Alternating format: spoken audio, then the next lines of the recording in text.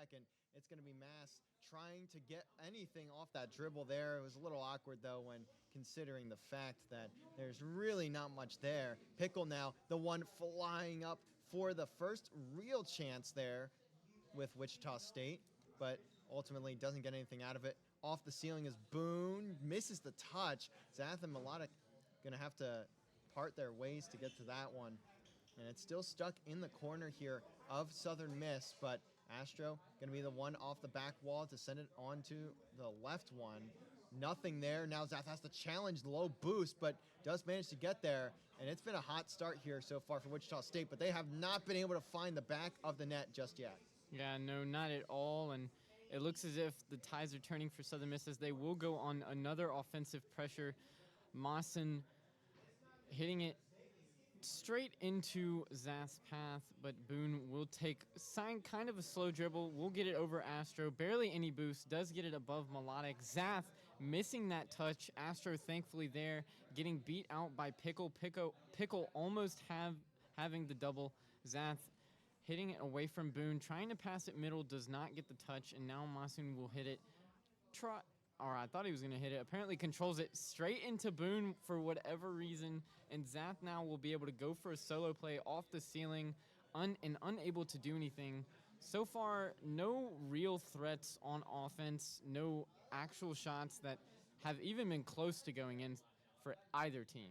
Yeah, and that kind of goes for both sides. A toss, though, down to Astro. Zath was on the ceiling, didn't have the boost, but doesn't need it when you have your teammate ready to go. Good first touch and allows the second to just drop straight down.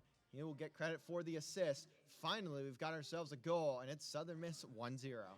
Yep, and what a great start. You know, the offensive pressure wasn't really there. It seemed as if Wichita State was mainly the one attacking, but thankfully Southern Miss ties its turn. Melodic will go for the Cook-Sear and does get it off, but not good enough. Melodic back flipping. Astro will have control, trying to 50 out Boone. Boone not even getting a touch, and Pickle's just going to hit it. Does get the flip reset.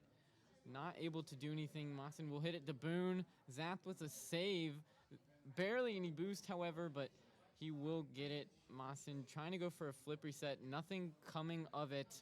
And now it will be an attacking chance for Southern Miss if they can manage to get it downfield. But every single one of their players right now are zero boost. I say that as Zath gets it. Melodic, zero boost, going up for a shot. And Wichita State is trying to play it as smart as they can. And that's a shot from Astro. Not going to go in. And so far, Southern Miss has played this very beautifully. Oh, my. What a pass there from Melodic. Somehow managed to make up for a little bit of overstep on the ball, maybe expecting someone to be there, but will not have to worry about that. Just has to worry about getting a couple touches. Gets another one on target. Boone is back, but here comes Zath. And Astro, I'd imagine, is not too far behind, but it's actually Melodic to get the second touch. That's off the backboard. Pickle can't really double it. Has to wait for his teammate to fly in. Mass won't get there. Boone will get 50'd, and Southern Miss should have a there is no one back, actually. Never mind. Pickle going to get a goal for Wichita State. The Shockers coming in and grabbing their first of the series. I genuinely do not even know what happened. Melodic looked just flying in front of net. I have no idea where he was going, but we'll I got a little confused when I didn't see someone back. And I was like, wait, what? As Pickle now dribbling, not the greatest dribble in the world, just forces Melodic, though, to take a touch, and no one else can recover in time. Boone finds the second off the play from Pickle. It's not a bad challenge from Melodic. It's just simply you don't have any teammates ready to support you. Yeah, and that all stemmed from Astro's very weak back pass that allowed Pickle to just get that dribble. No, it wasn't the greatest shot, but he managed to get a 50 that would put him in a position to play it. Astro missing the ball, trying to leave it for Zath. Will end up going. Zath going for a solo play. Can he get to it in time? Leaves it for Melodic, but Masoon does end up getting there. Astro will jump for the challenge, beat out Boone, and Pickle misses, and now Zath is up for it. I'm a little confused. It's like everyone's missing like stuff they really shouldn't be missing. Both teams kind of simple look. touches. Yeah. As Melodic will get one there off the ceiling. Not going to lead to anything other than possession for Wichita State. That's going to drop really awkwardly, though, for Pickle. Boone now, the next man up. Zath easily can send that one away, being in net. You've got 40 seconds to tie up this game, and now you've got the ball on the orange half. Pass, midfield, Melodic, goal. And it doesn't get much easier than what you've just seen. Yeah, you can't draw it up better than that. What a challenge from Astro. Ended up beating out Masoon, and Melodic was just there at the perfect time. Now, I did read in the Rocket League patch notes that if you hit crossbar, it makes a noise now. I don't want to hear that, dude. That's literally like the bane of my existence. This is the top crossbar. Now I get to hear it clink every single time I slam into it with the ball. Pickle, the one holding possession, though, for the time being, doesn't have enough boost, so he'll have to grab the back pad, steals it away from Zath and Astro. Going to keep the pressure on for Wichita State off the ceiling, gets kind of the read, but wasn't fully there. And it will again be back on the backboard. And here comes Wichita State. Sorry, Zath tries to pop it off the backboard, but is not there. It appears as if Melodic's game has crashed. Yeah. I don't know how to go about that in the rules. There's like 5 seconds left when it happened. True. I do see him there now, but I don't know how that works. I'm the guy that knows the rule books in and out, and this is one of the things you don't see very often, especially with Rocket League. Yeah, and But like I think you just kind of accept the result. You can see in the chat at the top left, Malek lost connection. Malek joined the match, but I don't even know how to go about that. I guess you're just kind of stuck with it. yeah, I mean, you could make an argument that since it was tied at the point of him crashing, Yeah. but I mean, who knows? And I don't think they're too mad. And somehow we are the party leader. Yes! Even though that doesn't do anything at this point. Let's go, Yosemite Sports. Here comes Astro. First possession for Southern Miss. Fakes out the reset. Now goes for a second dribble. Looks for the second touch. Doesn't need it when Zath is behind. Tries to maybe go for a double, but doesn't need to. Has his teammates behind him. Good touch off the side wall, and also has the backup ready to go. 1-0 very quickly for Southern Miss. Thankfully, this update did not add any more quick chats for Zath to utilize Thankfully, in his dude. gameplay. I want to find more creative ways to use quick chats. Besides just what a save. Yes. As Boone is ready to go for that touch. You saw he kind of played the defensive touch there from one of the Southern Miss players, which is sitting in the back corner boost. And it's given them at least some form of possession, but not for very long. Melodic is now downfield. So is Astro, but Astro has no boost. Zath going to have to follow it. Gets 50'd out, and now Astro passing it right back to Melodic off the sidewall. Is he going to find someone in the mid? And it's going to bounce all the way back to Zath off the back wall or backboard. But nothing really there to follow up on. This time he'll pass it back out to Melodic. Not going to go. Boone just going to try to shoot this one on target, but knows he doesn't have full control of that situation. A block in from Zath once more on the shot from Mass. But Boone still just trying to poke it away from Southern Miss. Boost is quite low, and you're going to have to find a way to break out of this as Astro has now dove. Last player back is Melodic, and he's getting chased on the backboard. 1-1 again for Wichita State. Yeah, I mean, Southern Miss had 0 boost. I really do not see why Astro did challenge that ball. I mean, it was pretty obvious that Masoon was getting there before him. But you just left Melodic in a bad spot. He was 0 boost, couldn't do anything. Melodic scoring. It doesn't matter. It feels like every time we see something like that happen, we just see, like, off kickoff, you're going to see Melodic get the ball, and you just know it's in the back of the net. Like, 95% of the time, it is just in the back of the net, and you can't do a thing about it. You just got to let a guy like that dribble, and you see why there. Yeah, in a 1v1 situation, it's, like, going to go to Melodic. I mean, Masoon with a bad little touch there. Melodic will take control, still keeping up with it, trying to put Masoon in a bad spot. All right. Hello. Welcome, everybody. A little bit of a different setup here. You can kind of see I'm here in my apartment, of course, and Taco still has not listened to me when I tell him to not follow people to a second location. So he's still stuck there, unfortunately. But of course, we are here ready to go. We've got the Octane semifinals, one of the semifinals. There's two of them going on right now, but we are following semifinal A, of course, because of, again, this is USM stream, and well, we are following USM for the most part. Today we're going to be a lot more objective, at least as best as we can. I'm going to be observing. I haven't observed in Apex in a bit. I've mainly been obviously on the desk over on campus. If you're wondering why we're here, apparently there's supposed to be like a tornado or something coming here. So like there's a chance my power cuts out. The stream is running off of my PC that's sitting on the floor next to me. Don't put your PC on carpet like I do. It's not, you're not supposed to. But basically, like, there's a chance our power gets cut. There's a chance nothing happens. There's a chance my window shatters behind me and I sit here and continue commentating. I don't know, and I don't think any of us know. So just bear with us. If the whole thing turns off, well, that probably means my power went out, unfortunately. But we should be here. We've got 8 games for you today. I'm so used to having the whole screen. I have to like really go down. Like I have to really like closer, make things a little bit closer. But we have 8 games for you today. Southern Miss Apex looking to get themselves a spot in the grand finals. Top 10 of each group are going to go into it. This group features 10 teams from Premier and the rest of the teams that came through the rest of playoffs. Some of them are still Premier teams. Like we do have like RMU, UVU Black, Purdue Gold, all teams that played in Premier but didn't qualify automatically for the semifinal. The teams qualifying for the semifinal being from like the original Premier regular season being Southern Miss, Iowa State, UNCW Ocean, CSUF Blue, TAMU Maroon, SJSU Blue, Illini Esports, RIT Black, Maverick Purple, and TMU Bold. So we've got 10 more teams outside of them. Most of them are Premier teams from what I'm seeing right now, but we do got a few new faces. We have Fair State Crimson, that's new, BU Badgers, Colorado Boulder, UNCG Curb Biters.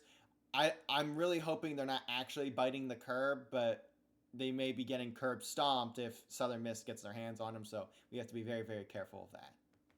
Yeah, I'm really excited for this. I'm glad that we got to stream. Now, we were supposed to stream in the arena, obviously. As you said, there are maybe tornadoes. It's like 40, or not even 45, like 70-mile-per-hour winds. So if my power randomly goes out, pray. Well, I mean, you're in a dorm, so realistically, you're probably in a better spot than me. Maybe. Well, I'm also a bit further Well, off campus. yeah, you are. Also, you're in off-campus housing too, so it's not even that different. Well, no, it's not. It's like separate though. Like, yeah, students can live here, but like it's not just student housing. So Gotcha, it's a gotcha. little different. But regardless, we may end up with no buildings in the entire city tomorrow. We may end up with the entire city not even being touched. If you keep seeing me look to my left, that's because I can like somewhat see out the window. Just checking to make sure a tornado hasn't spawned in right next to me, and if it does, well, I'm not gonna change what I'm doing. I can't. Like, at that point, what am I realistically gonna do? You know what I mean? I mean, my bathroom's over there, but like, it's a tornado. What am I gonna do? Like, put up my dukes and hope I can I ought to hit you. Like, do anything there? Because the answer is probably no. You're not Yeah. 1v1ing a tornado and coming out on top, unless if you're the Tasmanian Devil. And even then, like, Even that guy would struggle. I know. But anyway, hopefully we can. How long is the like intermission time until they start? Like 5, 10 minutes? Yeah, the first between like the official time to be there and the start time is usually about 10 minutes. Right now, we don't have Purdue Gold in the lobby, and we only have one player from Illini. There's also a player missing from Colorado, which I said CU Boulder. That's just, I mean, Colorado at Boulder. It's like main campus Colorado, which their third. Oh, our third is not coming from Parsnip, so there's going to be a. So RT Black will be playing with 2. UVU Black, it looks like they might be playing with 2. And from what I'd heard originally, Southern Miss was not going to be playing with all of their players today. In fact, they're going to be playing with Theo and Thalis. But as I can see right now, I have the lobby literally in front of me. I can see Mank, Theo, and Thales. So Viz the only one not there at the moment. They also just got done playing in NECC. I don't know how that ended up. Also, Shadow had to play in NECC. There's been a whole lot going on because it's also like PQL calls today. So I don't think all of Southern Miss is going to play the entire day. Theo and Thales, I believe, will be just playing like the rest of the matches outside of like five or like in six, five, six, seven, eight. I think that's all gonna be Thales Theo, but we have no idea. But Yeah. hopefully Purdue Gold shows up because they're the only team with nobody in here, and we would love to see everyone turn up. But that sometimes just things happen, especially again PQL quals. But if the Southern Miss players are not leaving for the quals, I would question why anyone else is. Yeah, I mean, I don't know how it's so Theo's pretty good, but it won't be, as you said, our Theo Thales Mink squad that we're used to seeing from last semester. So it'll be a bit of a different run. I'm curious to see how their play style is going to be and what legends they do end up using. We're more than likely still gonna see Ash Bangalore, and then that third try and maybe go into more of a recon-esque character. We saw Mank use Bloodhound last match day or match day 6. So I'm genuinely curious on how they're gonna make this work and what they're gonna do to try and get everything done. Yeah, and I think they're still going to be just a okay. I mean, we kind of know what Mank and we know what Mank and Thales bring to the table, and that's without saying we know what Theo brings to the table as well. Considering he played last semester, and he is just as good as anyone else on this team. Well, okay, Mank might be better than the rest of them. I don't really know. It's very hard to rank like four players that are all like the very top of Apex, especially at the collegiate level. So like, it's kind of tough to really say, oh, this guy is absolutely better than this guy. Like together, they're better together. That's what matters the most here. Realistically, we are sitting better together situation. I think they will be just fine. Theo may not get 20 kills today compared to the other two, but I mean, I can't imagine that's an issue either.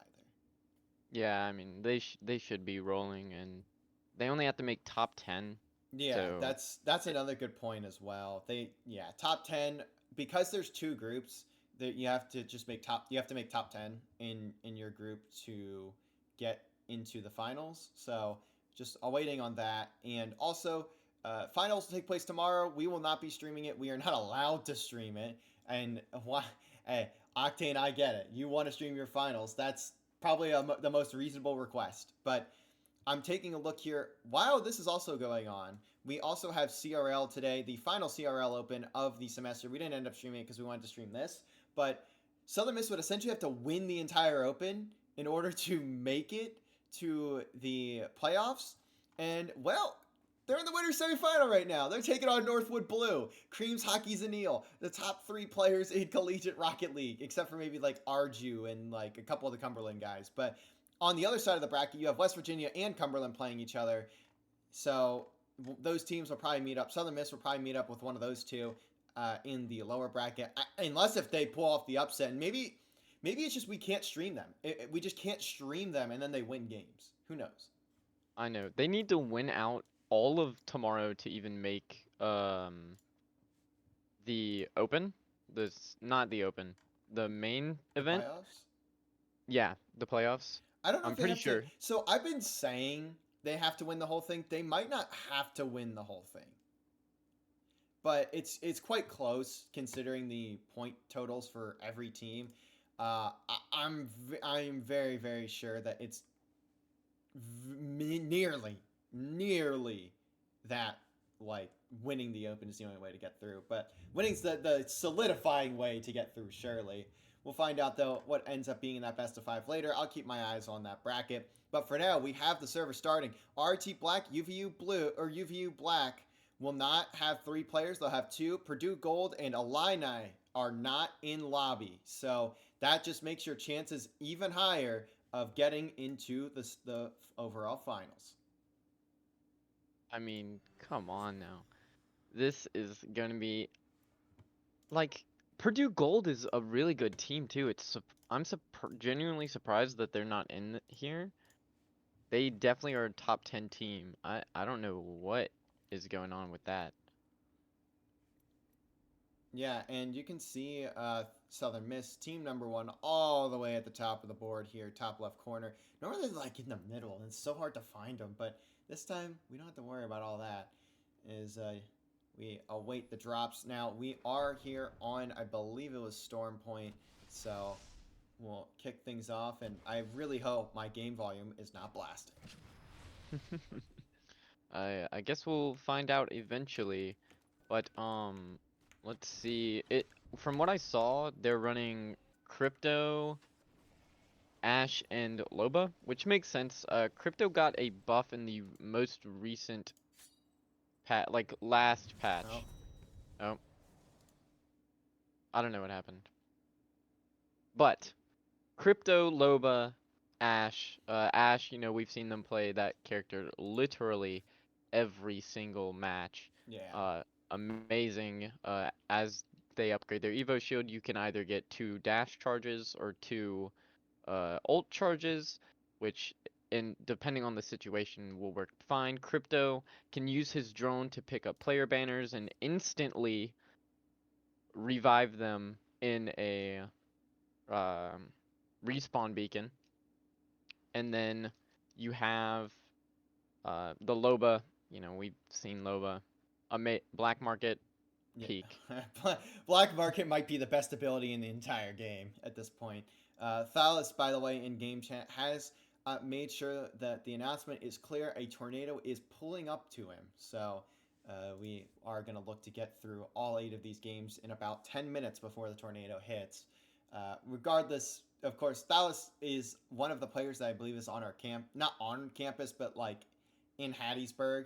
So if Thalos gets booted out of the lobby, then we know both of us are probably in some trouble. Yeah. Doesn't Theo also? Yeah. Oh yeah. I forgot Theo was in the lobby. Sorry, Theo. But yeah, Theo and Thalos. I believe they're twins, right? And they live together. So that's, I guess, another good point to make. Yeah. So we'll see. You never know what might happen, but we will be here. Yeah. It's so hard to not like laugh at the chat while I'm just normally speaking, because like I will see something they say and I'm like, I cannot read that out loud, but it is so funny. I want to keep it serious, and like it's just such a struggle.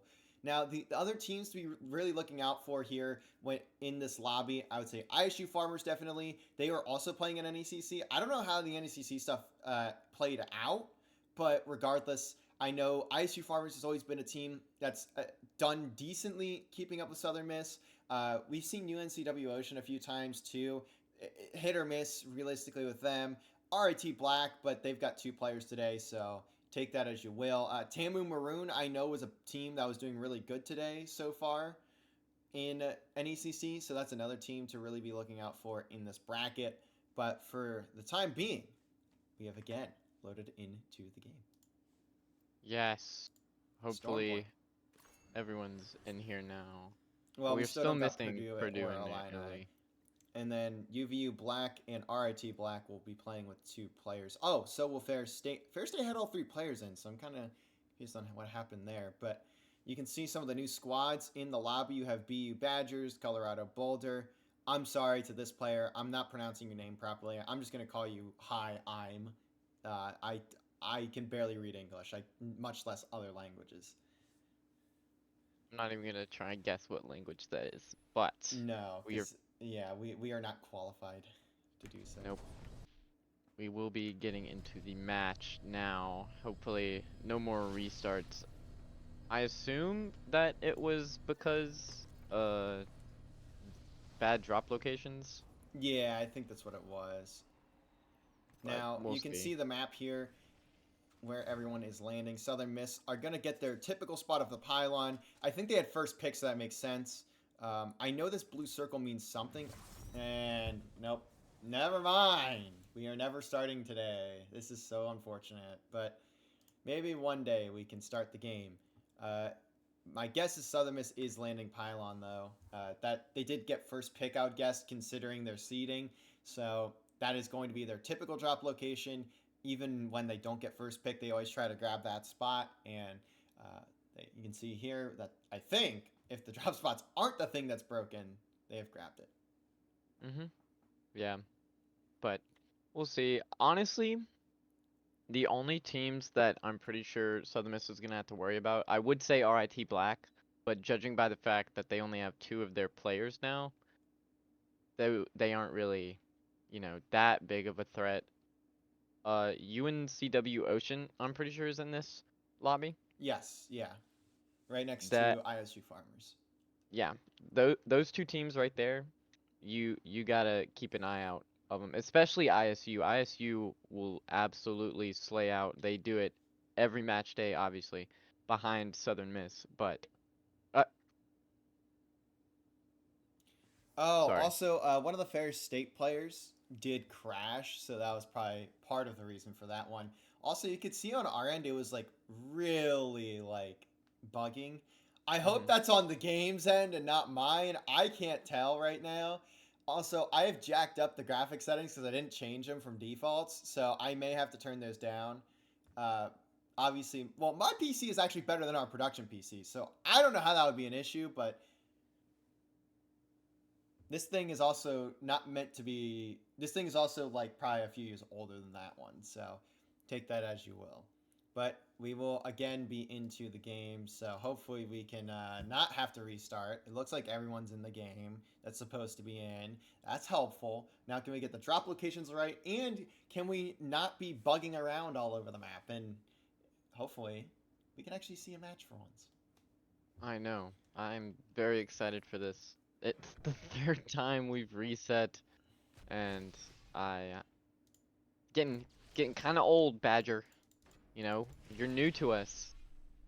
We need to see step up in your game, buddy. I saw the But screen go black. I was like, "No, I'm not playing. I'm not playing." I thought I messed something up, but yeah, we should be fine now. But you can see Colorado Boulder landing over here towards Launchpad. Then you got GMU down in Devastated Coast. They may get active early. Look at Integral as Mank also a little bit. I want to go to Integral actually. See if there's any action that will be occurring for the moment because look at how close they are together. They may even see each other right now. You can see RIT out over towards Station. And in between RIT Black and Southern Miss is going to be, I forget what team this is. It was the one that was at the bottom right corner of the roster graphic thing. So we'll see what ends up coming of that. But for now, we'll actually hop back over to Southern Miss until we start seeing some fights go down. Yep, and it will be Thalas picking up an EVA 8, not choosing any other gun. Mank G7 Scout with the P2020s. Now, I have seen that Akimbo P2020s are actually peak this season. Like, they deal so much damage from long range and they shoot so fast. And if you get their legendary version, it's infinite ammo. But so Mank will be rocking G7 Scout and P2020s. Already has two purple. Theo with just an EVA 8. I mean, they're just looking for their weapon. I assume that Thalas is gonna pick up a Hemlock and Theo is. I don't remember quite. I think Theo's an R301 type of guy, but Theo will now activate his crypto drone to go pick up that ring console, and Thalas is now using the black market.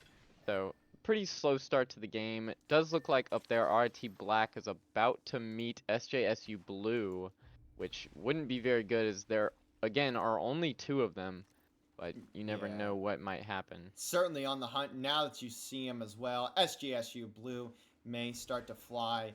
I don't know. They should know the location of every team. Like they can see where they're dropping. So if they have intel that it's RIT Black, then they should be fine. As the first shot will connect.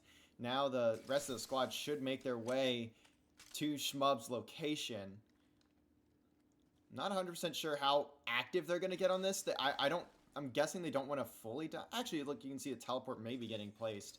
So they may dive right onto this. I see a dragon as well. But, of course, you're going to go on the hunt for players first. Yeah, RIT Black just trying to get out of this situation. They don't want to get too involved in that one. As, you know, it's you don't want to take a 2v3 fight. You're not going to win most of the time. Nope, but there is what looked like another team on them now, so they're gonna turn their attention away, and does look like it's UNCW. UNCW, But they're in a but vehicle. oh yeah, they're rolling. They're not even gonna take the fight. It's not even worth it. Uh, Oh, Zwifty Parents, oh, what is going there's on a over fight here? going on over here. This is BU Badgers, one of the teams from Open Division, trying to make their mark. They're going to get into their first engagement of the semifinal. We'll see if they're able to capitalize on the jump to this squad. They all are pinged up by a drone, though. Jack Swan will get the ping there. Gets a little bit of damage downfield as well, but they're going to just back away from this. They're getting chased, though. This is Group D & Co. This is ISU Farmers, one of the bigger squads in Octane. Otter and Group D going to find 2 kills. 1 player left of BU Badgers. This is not the team that BU Badgers wanted to run into. They got crypto ulted too, so they were down. Crypto ult, if you do not know, it takes off your shield, and I'm pretty sure it also marks you for a short period of time. So not what you want to see. Is K Swishu is rotating around, actually. I don't even think that Group D & Co. even realized that he's back there. Nah, and he I may didn't be even sneaking. notice. Yeah, he's gotten away. So that's at least something to work with if you are that team. But now, all the way over and down, we got to go all the way across the map. Tamu Maroon now looking to engage with UNCW. And look at who else is getting involved. You've got CSUF Blue and you've got Schmub & Co. There's 4 squads here about to be engaged in a fight. You can see, had the knife out, probably wasn't even expecting the gunfight, SJSU Blue. Now, this is going to get ugly. Yeah, I mean, and immediately Schmub will go down. Viking Cap following close behind. Nico's just gonna have to run for his life. However, as you said, there are 3 teams here, and if Nico turns the wrong corner, he's gonna meet 3 more players. But he looks safe top left of the downed beast, and nothing will come out of it. Truthfully, getting damaged as they are getting attacked by another team up on top of the beast. But yeah, I mean Tamu, and there's another, that's Lawless and Inkrock. Let's go over here and see what's going down. Maverick has 2 players down. They may lose their 3rd here. It's all down to Speed Demon. No health or no shield remaining. Does get it down onto 1. That's going to be Colorado Boulder that they're taking on. So this isn't the end of the world. Or sorry, Fair State that they're taking on, not Colorado. I apologize for that. But you have 2 players down. You're on your last life. Now another player has jumped up, but they're giving him 1v1s. That's the most winnable spot you can make this. Almost gets a 2nd down. Does get it. Speed Demon looking for a 1v3. My goodness, Speed Demon gets the knock and then immediately backs off, knowing that those 2 players have been revived. And we'll see Pyro, Zacatax, and K-Call on to the right of them. And it does look like Southern Miss is chasing down the GMU Patriots right now. Mank will jump in Storm, trying to find any of them. I mean, GMU Patriots, every single one of them are spread out. Yeah, Ace is running through Storm. Is. Yeah, Integral I'm pretty okay. sure is downed, yeah. He was downed. I went to go spectate him for a second and it just immediately disappeared off the map. So that's going to be a kill for Southern Miss. But looking at... Hello? Guys, the circle is... The circle is quite far from you, but we have seen some crazy circle, or we've seen some crazy ring plays, so maybe that's one of them forming over there. You can see this cluster of teams up top of the map over towards downed, starting to really gather on. You've got Speed Demon rotating into checkpoint, but there's going to be a team waiting. That's GCU Rocket. They literally are chilling on top of a roof with all the shields in the world. Yeah, I mean, they are in the middle of the circle. They're chilling. That is Speed Demon though, right next to Nando and Who's Your Daddy. I don't know if they're on the same team. Their colors are kind of. Oh, they're definitely Oh not. no. Speed Demon, Yeah. no. Yeah, he's been spotted. I don't know if they'll chase that down though. They may not. They probably don't have intel on anything. But even though there's literally no one around them, there are 2 fights going on. You can see up top here. There's one, and then this kind of cluster of teams are fighting but not at the same time. Theo, Mank, and Thalas will hop back over to them for a second. 1 player left on GMU, and we'll just actually hop on to see where this guy is at. Oh, GMU has their full squad up again. But they are dying to ring, so they're going to be quite low getting back into circle, as Southern Miss may just be rotating around them. Yeah. So they should be able to make it back in. However, I don't know how well that's gonna go. Now it does look like USM is running into RIT Black. I'm pretty sure of Artkip and Parsnips. Theo will take a shot with the charge rifle from range. Doesn't manage to connect. Will try and take the high ground. Does pop his crypto drone, trying to get a visual on them. Now, I don't think he knows where they are, even though, yeah, yep, in that building, and Mank and Thalas will immediately jump on this. Crypto ult gets popped, will hit through the building, and almost gets downed. One gets downed, and they just chase this as that is done for IT Black. Mank taking one, Theo taking another. First squad eliminated, by the way, was Fair State Gold. Now we'll have the Spiders for extra Evo if you need it. Southern Miss, though, in a solid position right now. And there's another squad not above them. It looked like it was above them, but not quite. They will not fully engage with them, especially considering Theo is a little bit further ahead than the rest of the squad. Just going to wait in this building for his teammates to get a bit closer. Also taking a lot of good cover, trying to charge up the charge rifle and hit a couple shots, but he has not been accurate as of yet. Although, look at who is. It's Mank. I don't know how he's even seeing that player, but it's par for the course at this point. GMU losing one of their players, so now they're starting to get engaged as well. The spider in the middle of nowhere just magically appears. Yeah, there is a spider Such a cave right wacky there. engagement. But I do not know who that team was, but I assume that Southern Miss doesn't want to take this one because of the spiders. Colorado. That is Colorado, yeah. And look Speed at Speed Demon. In a tree. He's in a tree. How did you get here? This is me after the tornado today. That's both of us. All right, we got to hop back over to the top left of the map. There is a whole lot of action going on. You've got CSUF. You've got Zwifty's team. You've got UNCW. You've got 5-6 teams involved in this engagement up here. No one's dying, but there's a lot of players going up and down. Also, we did see another team get eliminated a little bit ago. Actually, now we have Southern Miss finally getting back into this engagement. They're going to start taking down this squad. That's Group D. That's ISU Farmers. That's one of the better teams to take down if you can get to them. Mank will go for the pinch. That's 2 players dead. Looking for one more. ISU Farmers eliminated. And Mank is the new kill leader. He's got 5 on the board. Yeah, Mank took that entire squad down along with both of RIT Black's players. I just feel like Southern Miss is lucky not to be in whatever that kerfluffle is in the top left of the map. Look at Southern Miss and look at Speed Demon and everyone else. Like, Speed Demon's in a pretty safe spot, to be fair. He does have to move soon. He's not moved. Oh, and there he goes, as you say that. He's listening to our comms. Yeah, and but like, no one's moving up here, though, because everyone's in circle. Well, these guys aren't, but most everyone's in circle. Yeah, well, I think the second that one of these teams attacks the other one, you can see GCU Rocket is just hunkered down, and no one's gonna shoot at them in fear for them getting absolutely beamed. But what a rocket there! Knife? Yeah, thermite. I don't even know, man. Some form of grenade. You can also see what does Nando hold? Is he just holding? Oh, he's a shield. Okay, gotcha. I've never seen that before. We just don't see Gibby, I guess, very often. No, Gibraltar is not a very used character. The one thing got another down. Did he? From where? On who? A low? Oh.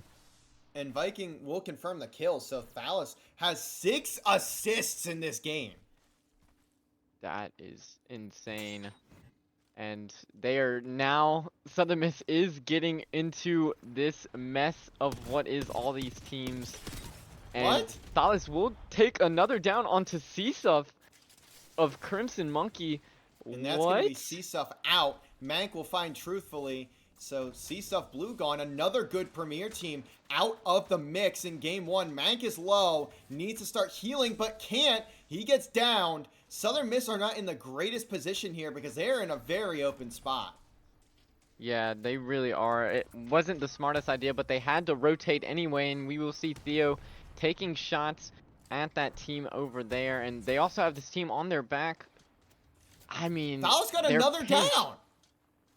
Bro, they're gonna have to take out that team in front of them right there, and they will see him Ash ult away. However, Thalos will take a kill. Theo also will get a down onto Fiddle Dude. Every time I go to someone on Southern Miss, the other one gets a kill. You'll see UNCW also starting to get involved again. MST getting into that interaction. Slasher will be the first one to find a kill there. I think that was the 30-30 as Slasher eliminates MST Gold. Mank getting damaged up, but he's going to try and find a way to teleport out of this one, as I believe Theo just trying to pop the drone, see if he can find these players, get any intel on where is safe to go and where is not, because damn near nothing is safe at this point. Yeah, he will pop the ult onto the Crypto, and they're gonna try and look to push this team. However, Catalyst ult or Catalyst walls will be up, so it will be difficult to break in. That will be an Arc Star. As Yeah, from above as well, they're starting to get tagged up. Mank may get eliminated fully here, and he does. Theo at least able to escape it, but Southern Miss are still not in a great position here. Nope, not at all. You will see Catalyst ult pop, and there's a team now on their right. Now, Southern Miss gonna try and play this a little bit safer. You will see UNCG Curb Biters going out, and we will start to see teams fall pretty fast here, judging by the fact of how many teams are in this one part of the map. Yeah, and I do like this position from UNCW. They're in a very safe place at the moment. You can see over here with GCU engaging with another team. That's Colorado Boulder, finally eliminated. It feels like we saw them go down 100 times. And they're still aware of the team that's all the way to their back. Theo has gone down. It's going to be all down to Thalos to see if he can clutch things out here for Southern Miss. Maverick Purple is dead. As and more shots, Thalos almost gets a down out of it, but he's likely dead here. yeah, I mean, he's gonna have to make maybe run away, but I don't think that team's gonna push him because I don't think they know that there's only 2 players or Well, you 2 see, people you also over there. see who you get downed, and you're like, yeah, it's still not safe. No, not at all. And Theo will immediately just heal up to full. His Crypto Drone is out. Nothing that really he'll be able to do is Thalos will take shots at Kachow and them. Theo trying to scout out where people are. Doesn't end up seeing them as there are 8 squads in this tiny circle. Yeah, and almost all of them are right here. You see 2 teams. Jack Swan is 1v3ing right now. He's just sitting there. I don't even think Team U Bold is shooting at him. Yeah, There's no he's way just they sitting are. there. I can't even click his name, so I don't know what's going on there. But RMU will finally find themselves eliminated. Now down to the top 7, but it may be top 6 here in short order, as I think that's Jack Swan on the other side of this Catalyst wall. He may be cooked. He may be cooked, chat. And no, actually, it's a whole different team. That's Fiddle Dude, Swifty, Keiko, everyone dying in this interaction. Tamu Maroon falls. Now we're down to our top 6. Yep. And this Wait, should Mank be has gotten interesting. revived. Wait, he's back? What? Mank has been respawned. So Southern Miss again have 3, although that was the longest animation I've ever seen.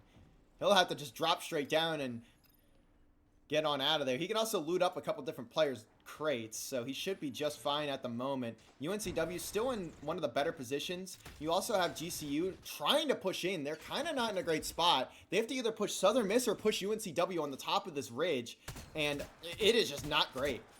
Yeah, either team isn't a very good choice. I I mean, Mank did just get respawned, but him shooting is dangerous, and they will get Ash stuck by that Ash secondary, and UNCW still not pushing due to the fact of both, or that one team on top of the skeleton bot, or two? Is one of them underneath it? I think so. And look at this. Someone, K-Call and Co have actually, no, I thought they got jumped on, but they have not. It's just the height difference right there. You can see that there's Shmub in them as well. But let's get back over to Southern Miss. This Mank nearly going down again. Not quite, but you've got to be a little bit careful here if you are USM. They at least have circles, so they don't have to move too terribly far. The first ones to move will probably have to be these two squads up top. Well, over and under, because there's a little spot underneath that you can go to. Jack Swan, by the way, is still hanging out behind everybody else. Slasher of UNCW will knock one. That's going to be Who's Your Daddy on the ground for the moment. Southern Miss still posted up in the building. I can't click on Jack Swan. There we go. This is BU Badgers, and you can see, I mean, there's players are literally right in front of him, and he's not doing a thing.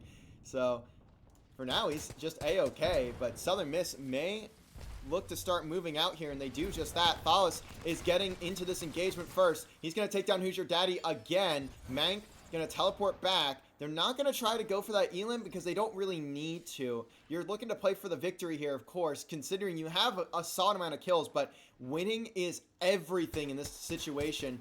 Almost getting another down as Mank with that G7 scout, but you still are pinched by everybody on the map. Although they're going to jump down. I think that's UNCW, who has just had to drop Shmub. Going to take down Pyro. Thal's going to get one with a nade. Thal's going to get another onto K-Call. TMU Bold is eliminated. Meg now getting on his own side of the attack. Looking for a second down. Will only get Viking Cap for the moment, but there are two full teams waiting to get attacked by Southern Miss.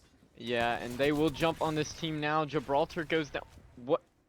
That team disappeared. They didn't even exist for more than 2 seconds. Down to 4 squads. Jack Swan is still alive, has moved a tiny bit. You're going to have UNCW, BU Badgers, Southern Miss, and Viking Cap squad, which is SJSU Blue.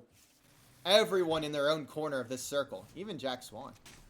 Yeah, Jack Swan, he's playing for placements, and is he doing a good job at it? And it will be one of their players very That should low. be a good arc star.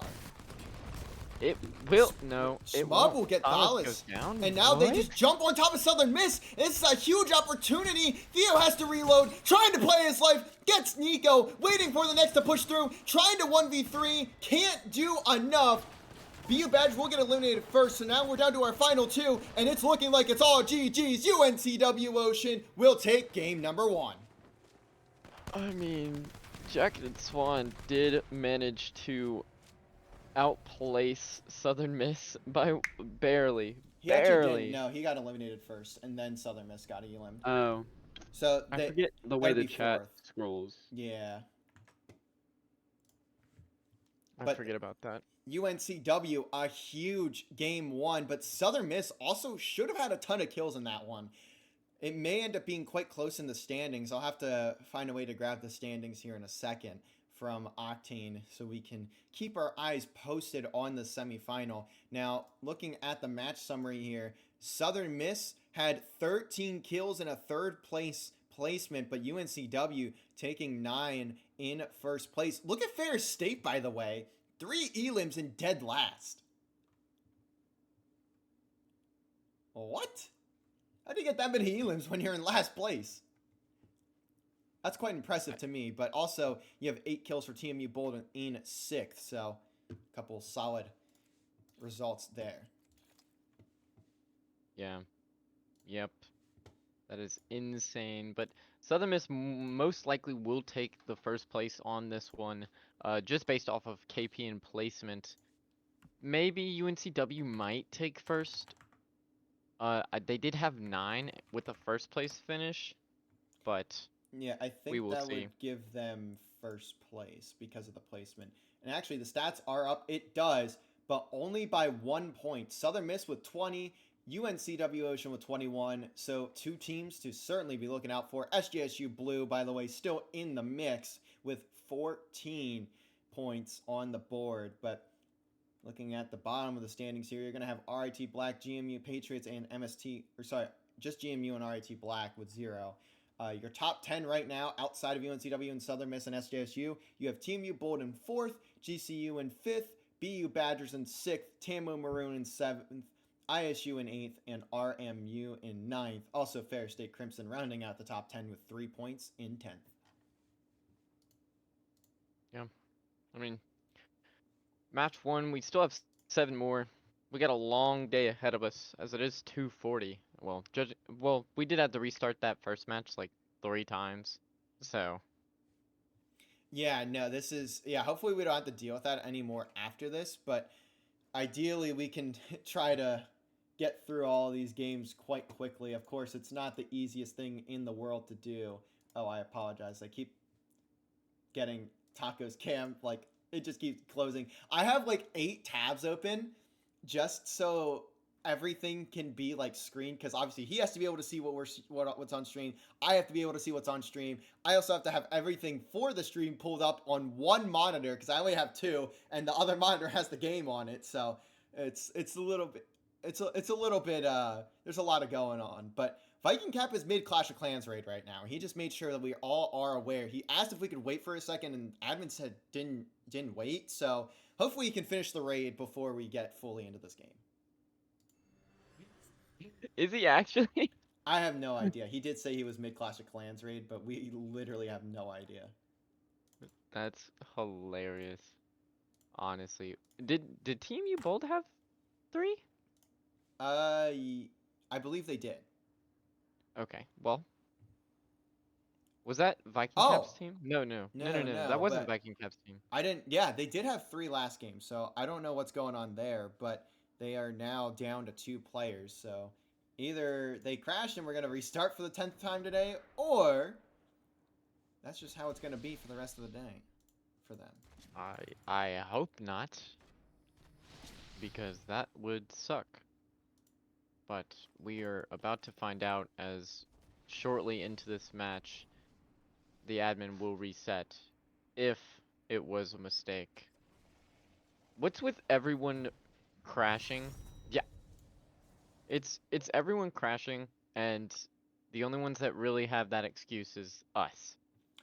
I'm trying to get this done before a tornado comes through my window and Wizard of Oz's me into the next state. Can we please, admin? Come on, Badger. You're better than this.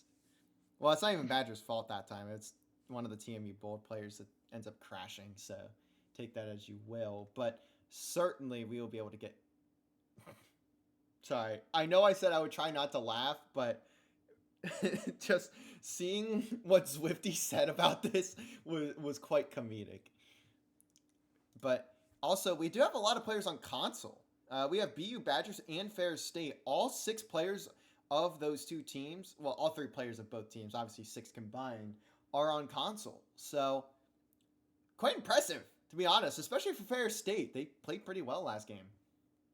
Yeah. Yep. Which, I mean, they got that aim assist, so... The aim assist buff. Aim assist cheese. Yeah, I've been watching a lot of Apex recently. I've seen some killer, like, Watson mains on controller. Yeah.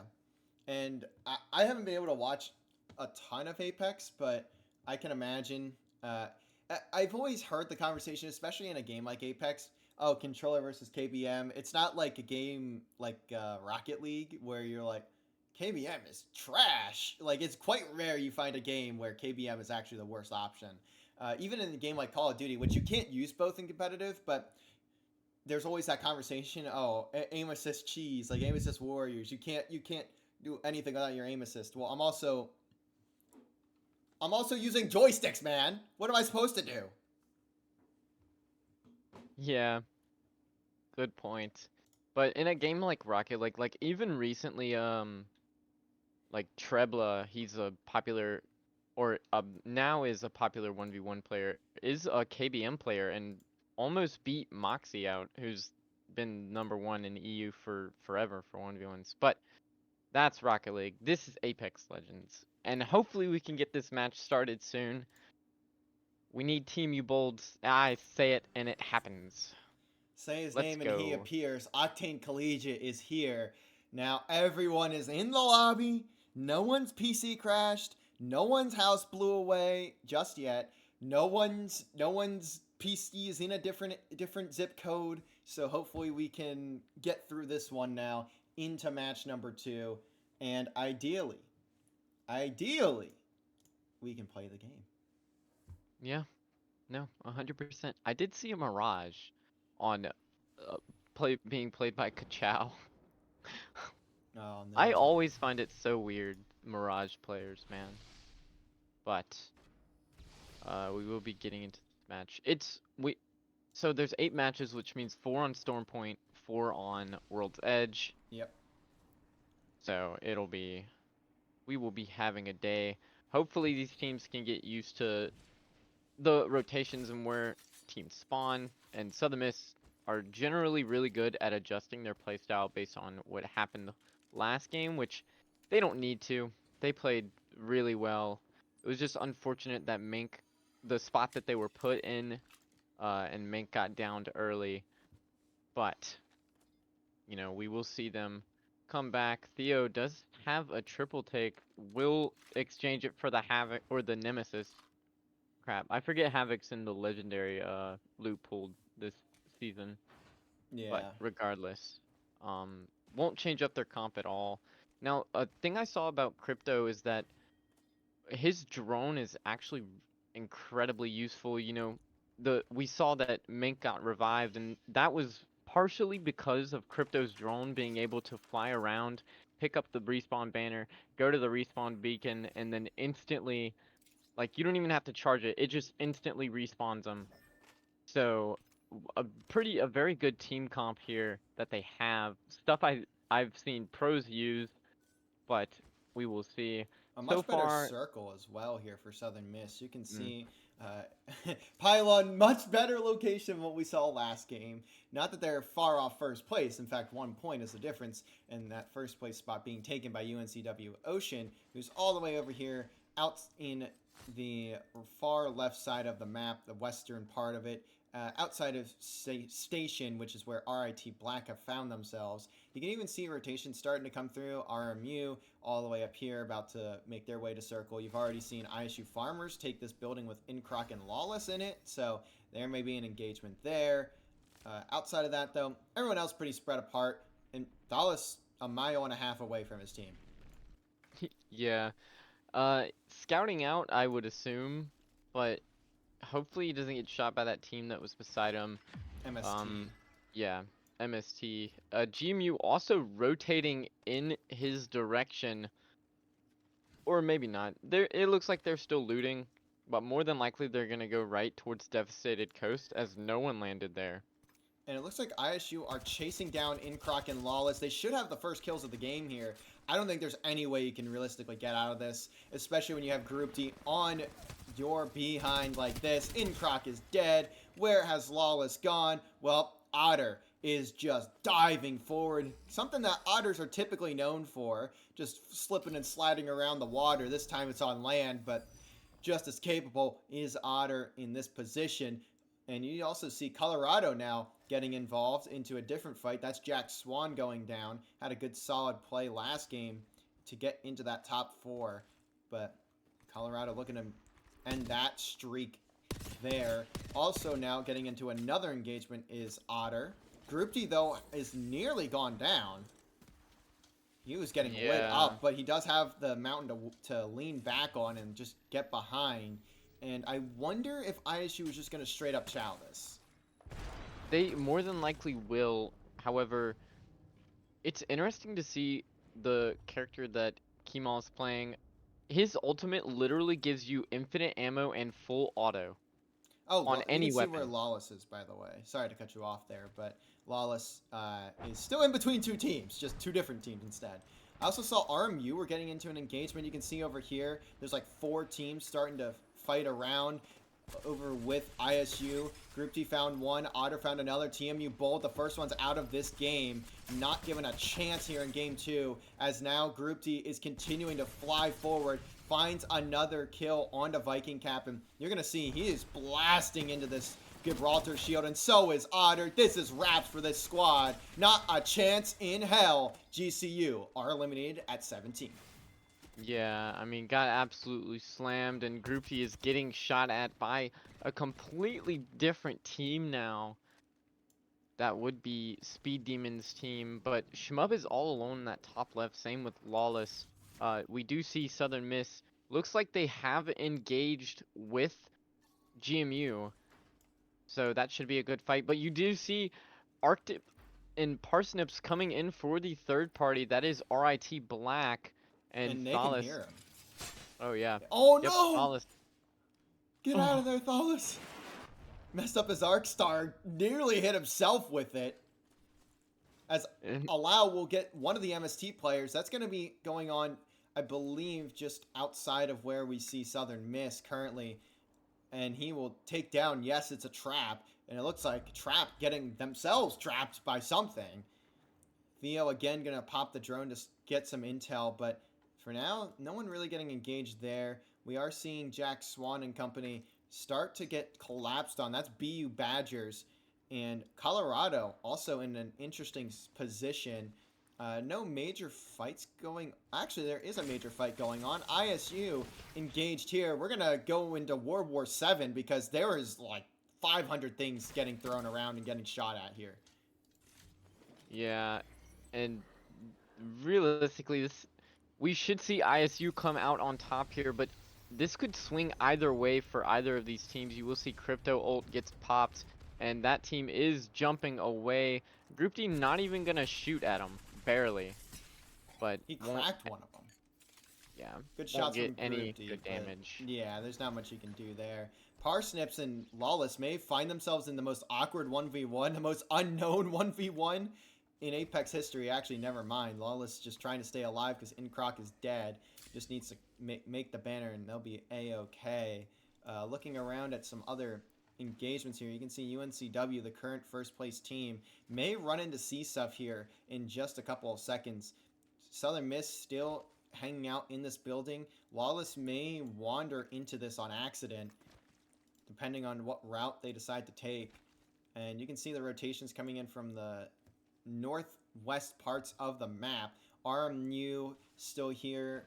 You can see ISU still there. Lawless taking shots from Southern Miss, but I don't know if they're going to... I think Thalas is chasing this. He is. So we'll hop on board with him for just a second, see if he's able to take this player down, but decides not to get too aggressive on it. As UNCW now rotating behind Southern Miss, Mank is going to have a lot of pressure on him in just a second, considering GMU is still here and UNCW are starting to rotate their way in. Yep, and we will see Schmalz and Speed Demon about to see Thalas almost in his line of sight. They must be walking in because it looks like they're walking into the thing, but Mank has UNCW and GMU all on his front side with, you'll see C-Self Blue also rotating in from the bottom, about to be on UNCW, and that is an Ash ult that gets popped right on top of Mank. Mank will get the Loba bracelet away, just trying to save himself while he waits for Thalas to get back, but almost gets the down onto that Ash, and it is not looking very good for UNCW right now, especially if we get the C-Self Blue rotation in. Just not in a beautiful position. I think they're fine for now because they are in this building, and you can see they've really stacked themselves up, but I'm actually kind of intrigued by this fight going down all the way at the top of the map. I keep hitting escape instead of the right button. Let's try this again. There we go. ISU Farmers. Kill leader is Group D with 3 kills. Believe another... Actually, no. Another squad has not been eliminated just yet. We still have 16 teams going into this nearly final circle, but looks like that team has been dealt with, at least for the moment. We can see Allow and C-Sup still chilling out. They have GMU and Southern Miss on their sides, but here comes Southern Miss into this engagement. Mank goes down, though. Thalas has to just get away. Almost gets caught on the door. Mank may get eliminated fully here. And you have at least Thalos holding this angle, so he may be okay for the moment.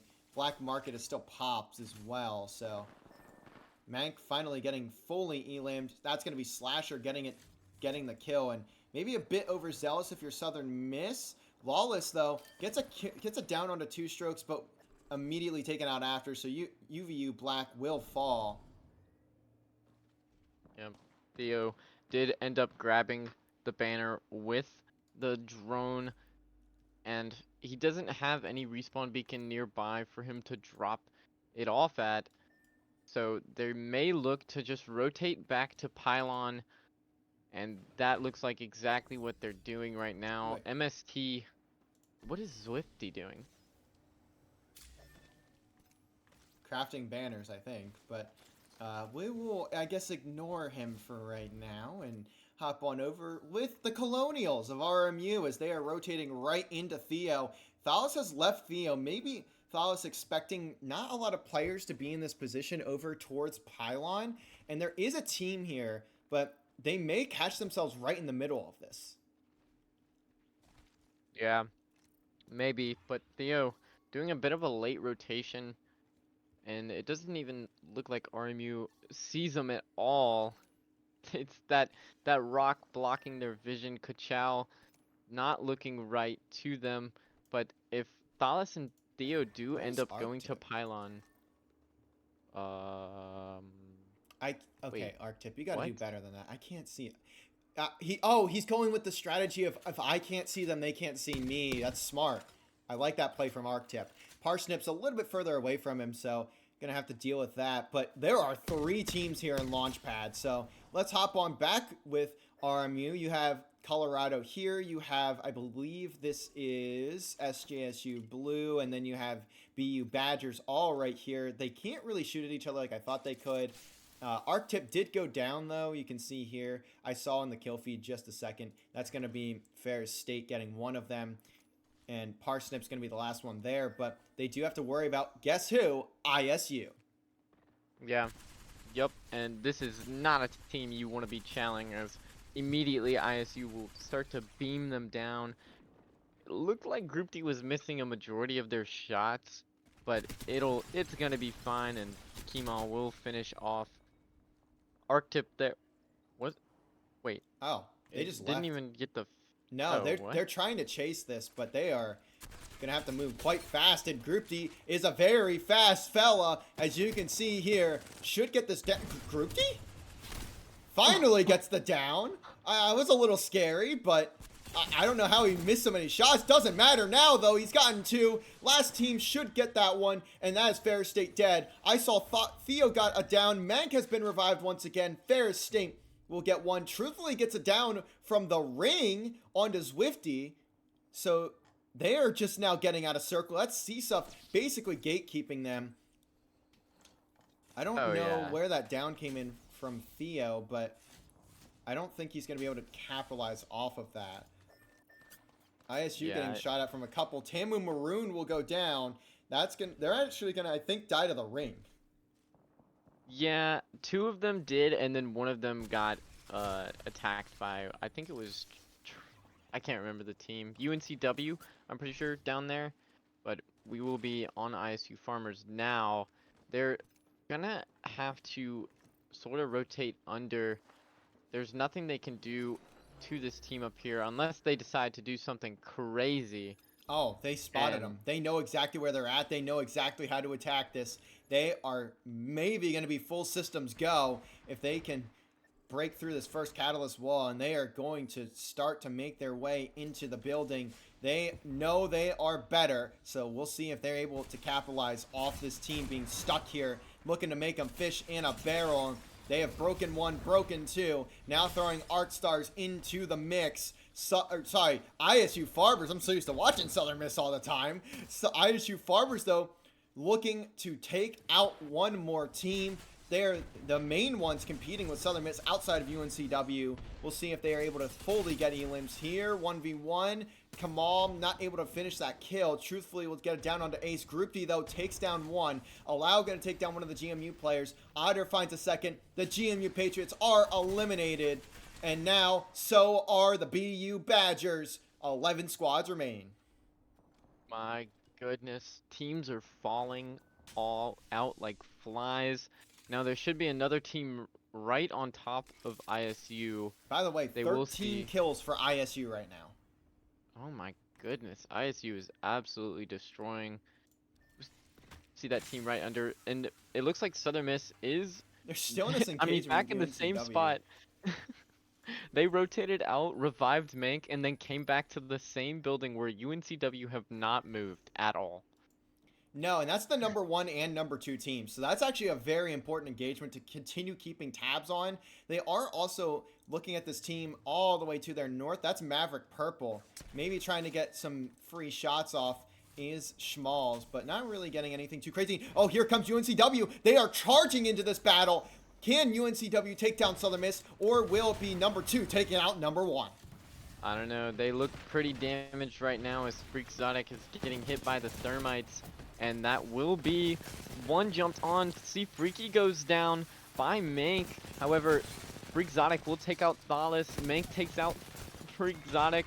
And it's just one left. And UNCW Ocean is now eliminated by Southern Miss. And they go out at 10th, or sorry, 11th even. That is a massive fight for Southern Miss to win. And now everyone else is fighting so far away from you, except for Schmalls, who is simply just trying to get poke damage. But look at this engagement right here. I don't even know who to spectate. I have no idea. Parsnips is just sitting there, not looking. Look at this. ISU gone. ISU has been eliminated. They are the kill leaders of this game.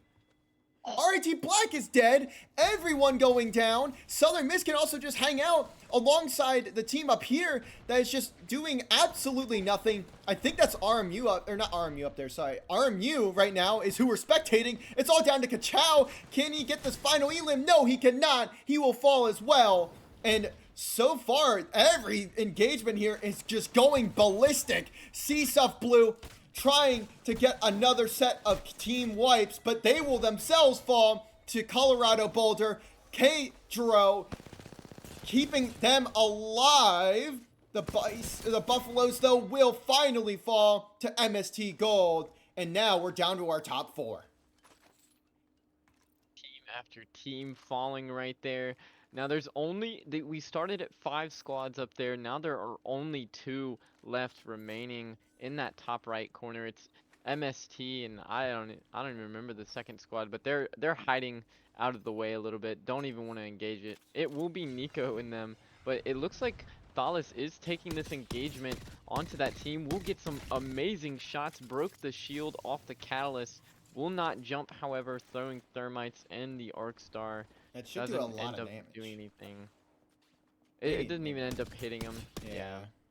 Oh, yeah, because But- the rock's there. They can just jump on top. But you know what? Thaw says, I will do you one better. Hello. Welcome to the Southern Miss playstyle. You guys are about to go down. If one gets caught, that's 2 strokes dead. Thalas now just needs to wait for the reinforcements, and they have arrived. Here comes the bow check from Mank. Gets a lot of damage. Theo has decided to dive on forward alongside Thalas. They are just ripping into the squad. Now 1 more player left. They are going to go down. Maverick Purple, although I believe it's Nico who steals that kill away from Southern Miss. Regardless, Southern Miss looking to take game number 2. I do also see a team on their right, but will fire at a secondary team. That guy is one shot, taken out by Mank. Thalas will find another knock, and there goes SJSU Blue. Now there's just that one team right there. And this is Southern Miss taking game number 2, and they will close it out there. They are the champions. I saw 2 shields. You knew it was over when it was a 1v3. Southern Miss, though, 3rd in game 1, 1st in game 2. Huge, huge plays from Mank, Thalas, and Theo. You can't draw that up better. I mean, beautiful plays. They got the res on Mank, did end up taking down UNCW, and then everyone else just fell after that. And they didn't even have nearly as many kills as they normally would. The one I want to see is where ISU placed, because I think they were 11th, but they had like at least 15 kills or something like that. So I'm quite interested to see the match summary here. Let's take a look. And it's 10 kills for Southern Miss in first, 11 for CSUF in 6th, and 16 kills in 9th place for ISU Farmers. So ISU should shoot themselves up pretty high in the standings just from the KP alone. But UNCW having a rough game in 11th with only 1 kill. Yeah, that's not what you want to see from UNCW. But I am pleasantly surprised that CU Boulder did get 5 with a 5th place finish. I can't remember the team they took out. I'm pretty sure it was CSUF Blue. But after all those engagements went down, they came out on top and then were taken out by, I can't remember the team. I think it was uh MST. I Well, think no, it couldn't have been. yeah. I think MST took out Colorado. Yeah, But because it was that weird. MST It only was has that. 1 kill. I think they got the last kill, but like SJSU may have gotten the other 2. I don't remember. It was Ah, that big engagement with like 5 teams at the end where they were all kind of clampered together with no cover at all, so it just kind of blended together. But the scoreboard is updated. Southern Miss 42 points. Second place is ISU Farmers with 24. So Southern Miss certainly getting themselves ahead. ISU Farmers again second with 24. UNCW Ocean 23, along with SJSU Blue also with 23 in third and fourth place. Number 5 is CSUF Blue with 16, TMU Bold 11, MST Gold 11, CU Boulder 11, RMU 11, and in 10th place GCU with 10. yeah. I'm I mean, what an amazing match number 2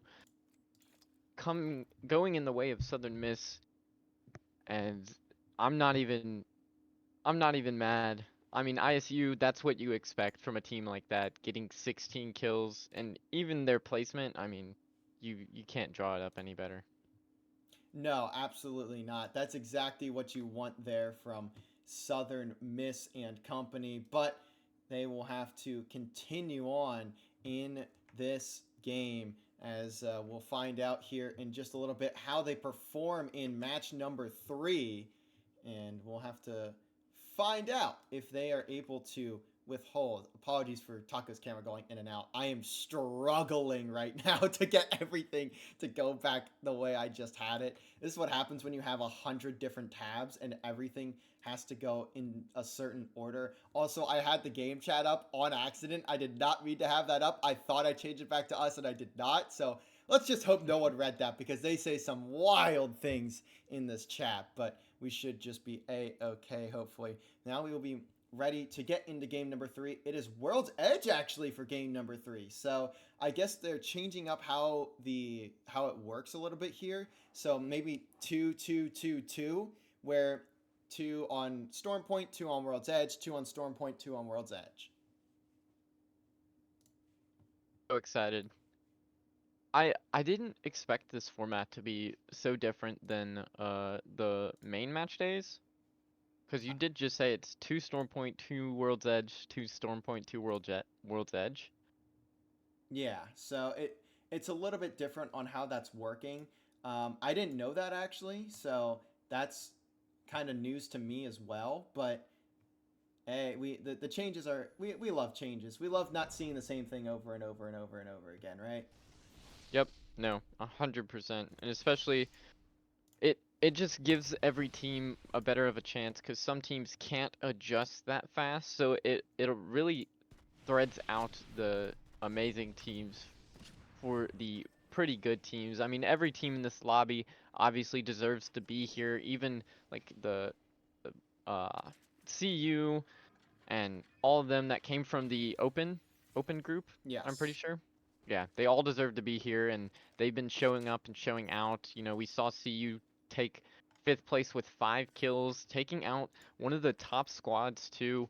So, it is definitely more competitive, but at the end of the day, you're more than likely not going to be able to slay out teams like ISU or teams like Southern Miss. You just kind of just have to hope and pray they take each other out, and that's exactly what is happening. We will see Illinois Esports will take an early engagement here, but we'll have to back off as there's no way that they take this team out, and that is CU.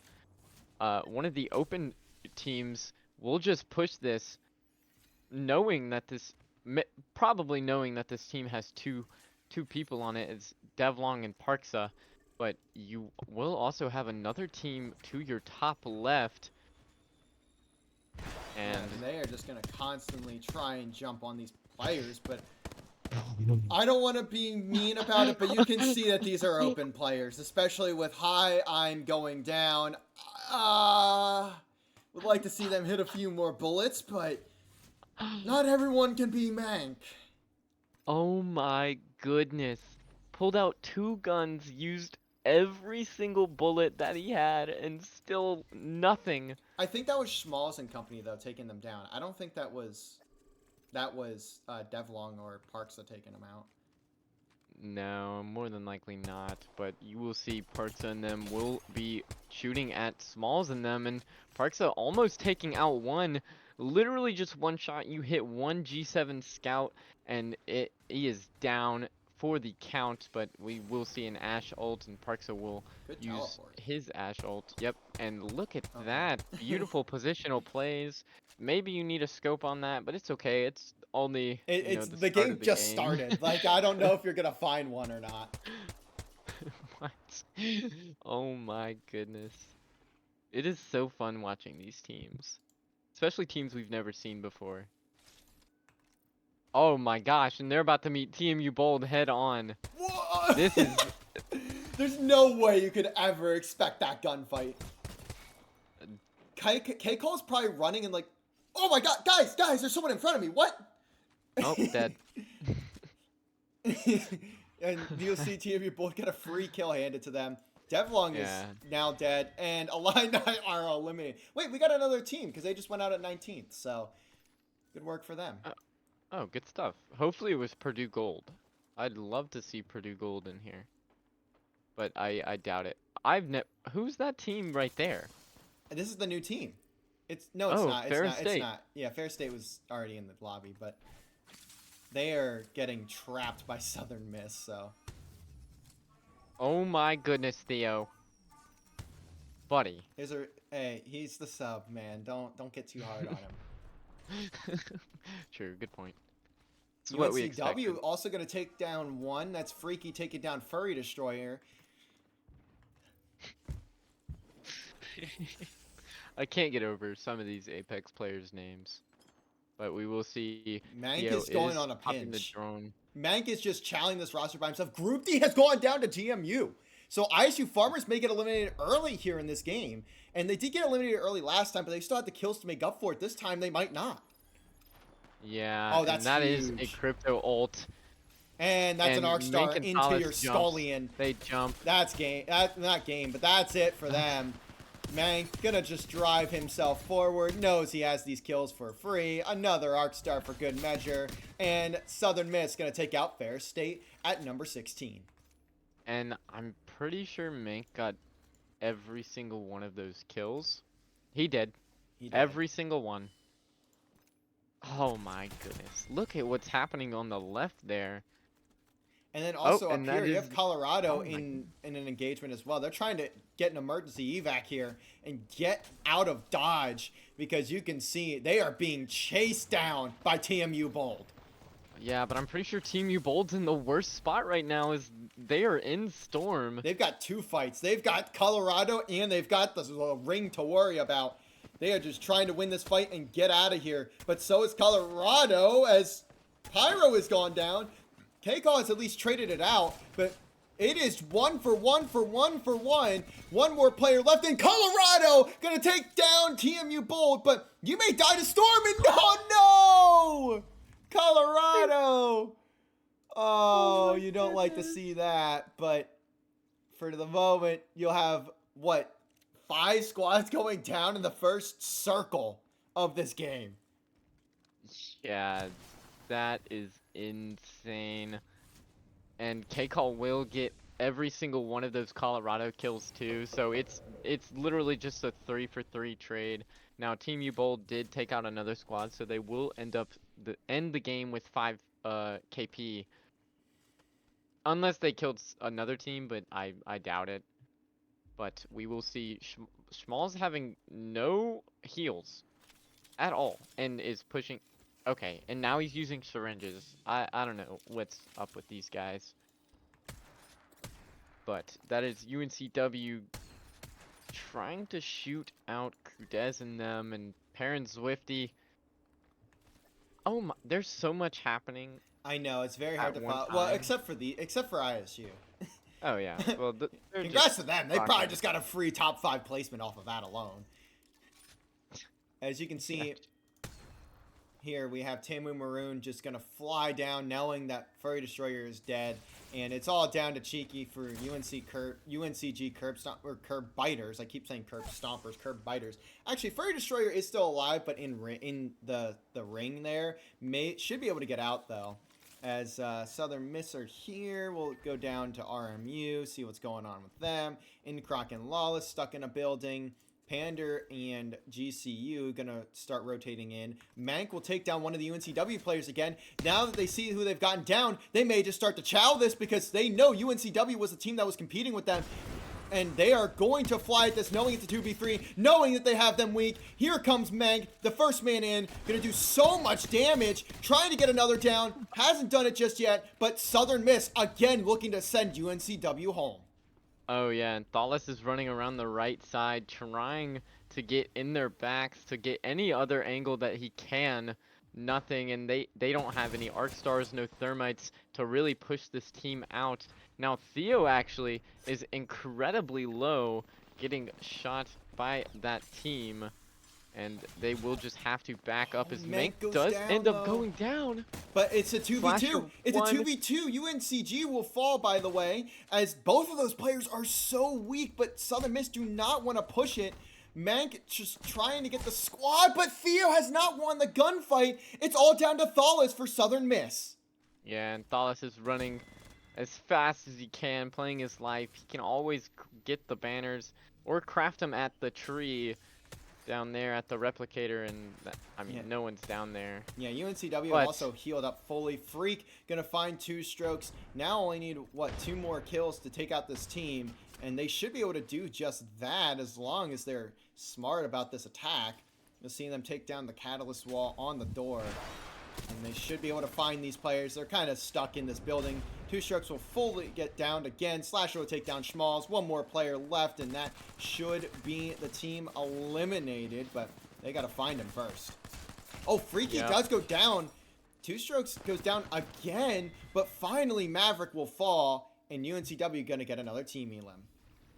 Yeah, and this is what you need to see, especially after last match where you got 2 kills with an 11th place finish, and you kind of need to slay out here. Now, Thales will end up reviving Theo and Mank, but Kemal is right there next to Theo. I don't even know if he sees him. That's ISU. I don't think... Kemal's just pushing his team barely next to him. Theo will see him. Theo losing the gunfight pretty badly, too. Gunned there by 2 different players, but that was not a single bullet missed. Now ISU going to try to hunt down Thales and Mank, but they are very separate from each other. So Mank trying to just stay alive. He just got res, but Thales should be fine considering where he's at. Even if Mank does end up falling, which he probably will here in just a second, he's not going to have a chance to win this. So it'll be down to Thales for Southern Miss, and now just waiting to craft a respawn banner is going to be Thales. Yeah, and he can go ahead and craft it. Did he get both of them? Yes. Who knows? He did. Okay. Well, now he's just gotta respawn him. I don't even know where on the map. Oh, he ran top right, so he should be able to get that respawn right there. But we will see. SJSU Blue. Actually, what a beautiful spot from Viking Cap right here. And Nico will take some shots from range. Shmub. Waiting for this crate to spawn might be the death of him. But it will also bear very good fruits as the Peacekeeper in his... Actually, not in his hands. He'll take the EVA 8 instead. And the Phoenix kit going to be popped. So SJSU Blue in a solid position, especially with considering where the circle is at. Thales is stuck and he is gone. Southern Miss eliminated at 12. That is not what you want to see. Not at all. they still will be very high up in the standings, but I mean, the team they went out from, it doesn't surprise me though. Now they had That Team three U of the Bold top squad. teams, UNCW and ISU Farmers, just chasing them down. Also, yeah, TMU Bold. So three top teams all pinching Southern Miss eventually, and it's just going to be too much at that point. Yeah. But now we will see it's MST, you see RIT Black right in the middle of CSUF Blue And and eventually ISU. SJSU. Oh, sorry, I was looking at Oh, and RMU. I'm looking at Thermal Station up there. Yeah, Oh there's a my lot of goodness. action about to go down, but the circle is going to be moving here in a second. RMU now getting engaged with UNCW. RMU needs to be safe here. Now, if UNCW goes down early, though, along with ISU, before we even get to our top 10, then Southern Miss will probably still have a sizable lead going into the next match. Yeah, but and Team U Bold's not even going to take the fight. They're rotating out, but they will end up seeing UNCW. Maybe. It just depends. You Wait, see. ISU and UNCW are probably going to engage here. And they are. That's Ooh, exactly what's happening. ISU and UNCW now engaging with each other, and we'll see who comes out on top of this fight, but it is going to be brutal, especially knowing they both have to rotate. And that is just beams. Look at that. Otter on the, or not Otter, UNCW, that Ash on the wrong side of the catalyst wall. And that's it. UNCW are dead here. Not a chance. Not a chance when you've got Group D pinching you and one more player left for UNCW, and they are all but cooked. UNCW Ocean out at 11. Now here comes MST for the third party. They're going to try maybe to engage here, but they need to be careful as well. They don't care. Here they come. They know this team is weak. They know they have the position. UNCW may go out at 10. That would be a perfect scenario for Southern Miss. Yeah, that is a ballistic ult pop, so that is full auto on all of your shotguns. One goes down, but it's a trade, and there goes ISU Farmers as MST takes them out. Is that a jump by RIT Black? There's Parsnips and Artkip. They're not jumping, they're just watching. Yep, and they see him. That's a huge arc star. Yep. And yeah, they will get beamed. They're going to jump now. They can jump. This is just the worst position of all time. Is someone going to 8th party this, by the way? Are we going to see another team jump at this? As RIT, though, are getting cut down. Arctip, the last one here. GCU falls. Arctip trying to stay alive, but they will get punished for the dive. It's all down to Fragley, though. And so far, the Diary of Olympic Kid superstar staying alive and keeping MST in this game. Yeah, and MST taking out ISU and RIT Black. That Newcastle played a huge role there. Without him, MST definitely would have been gone. It's just, insane. MST honestly looking great in this position. SJSU Blue also a beautiful position in the ring right now. But they won't see any teams right off the bat. They do see a team rotating, not able to hit many shots. Also, Nico holding a gold L-Star. Interesting. And now they're going to be forced to rotate here. And they're going to take a teleport to do just that, but that's a little bit of a scary one. You land in the middle of the open when you got a team watching over you. Now nades, thermites, everything coming down. Arc Stars 2, truthfully, will get the first down. BU Badgers eliminated on the other side of the circle. Now they are diving forward. SJSU Blue are eliminated. RMU in a good spot here. MST, everyone's on a pretty solid spot here. CSUF will be the ones to eliminate them, by the way. MST now looking to get some extra elims. I think someone has a sniper. Yeah, it's a Kraber in the hands of Mojabi Waldo. And look at this. May have a free shot. Does. Good shot. That's a down onto RMU's God's Faith. Now he'll dive. Now he'll get the elim. No scopes with the Kraber. That is going to be RMU certainly are fully dead here unless if something goes ungodly their way. Yeah, however, MST will only get the down onto Kachow, trying to take him out, but gets bamboozled by the Mirage clone.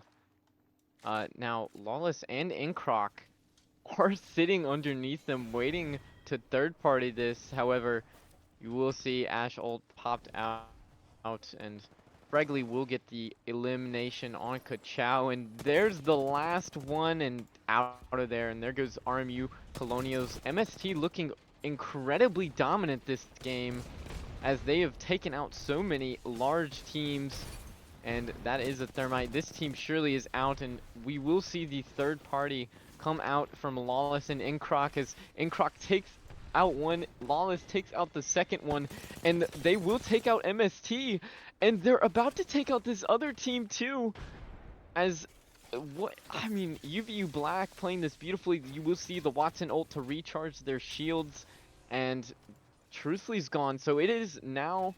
Oh, there's another squad still alive. What?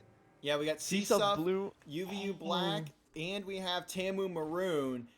Although it is MST still getting a kill despite being eliminated onto Allow. Oh, I thought Lawless and Inkroc had this. The only thing is that Zwifty and pair of Tamu, I didn't even realize that they were there. They have this match under wraps. They just have to play it perfectly. I mean, they're the closest ones to the middle of circle. They've got building advantage. Lawless is looking for that kill onto that last guy. No. Oh, did we crash? Whoa. My PC isn't this bad. No. Get me back in. Get me back in. Hopefully we get the end of this game here, and we do. I don't know why that happened, but hey, it's been a minute since we've had that happen to us.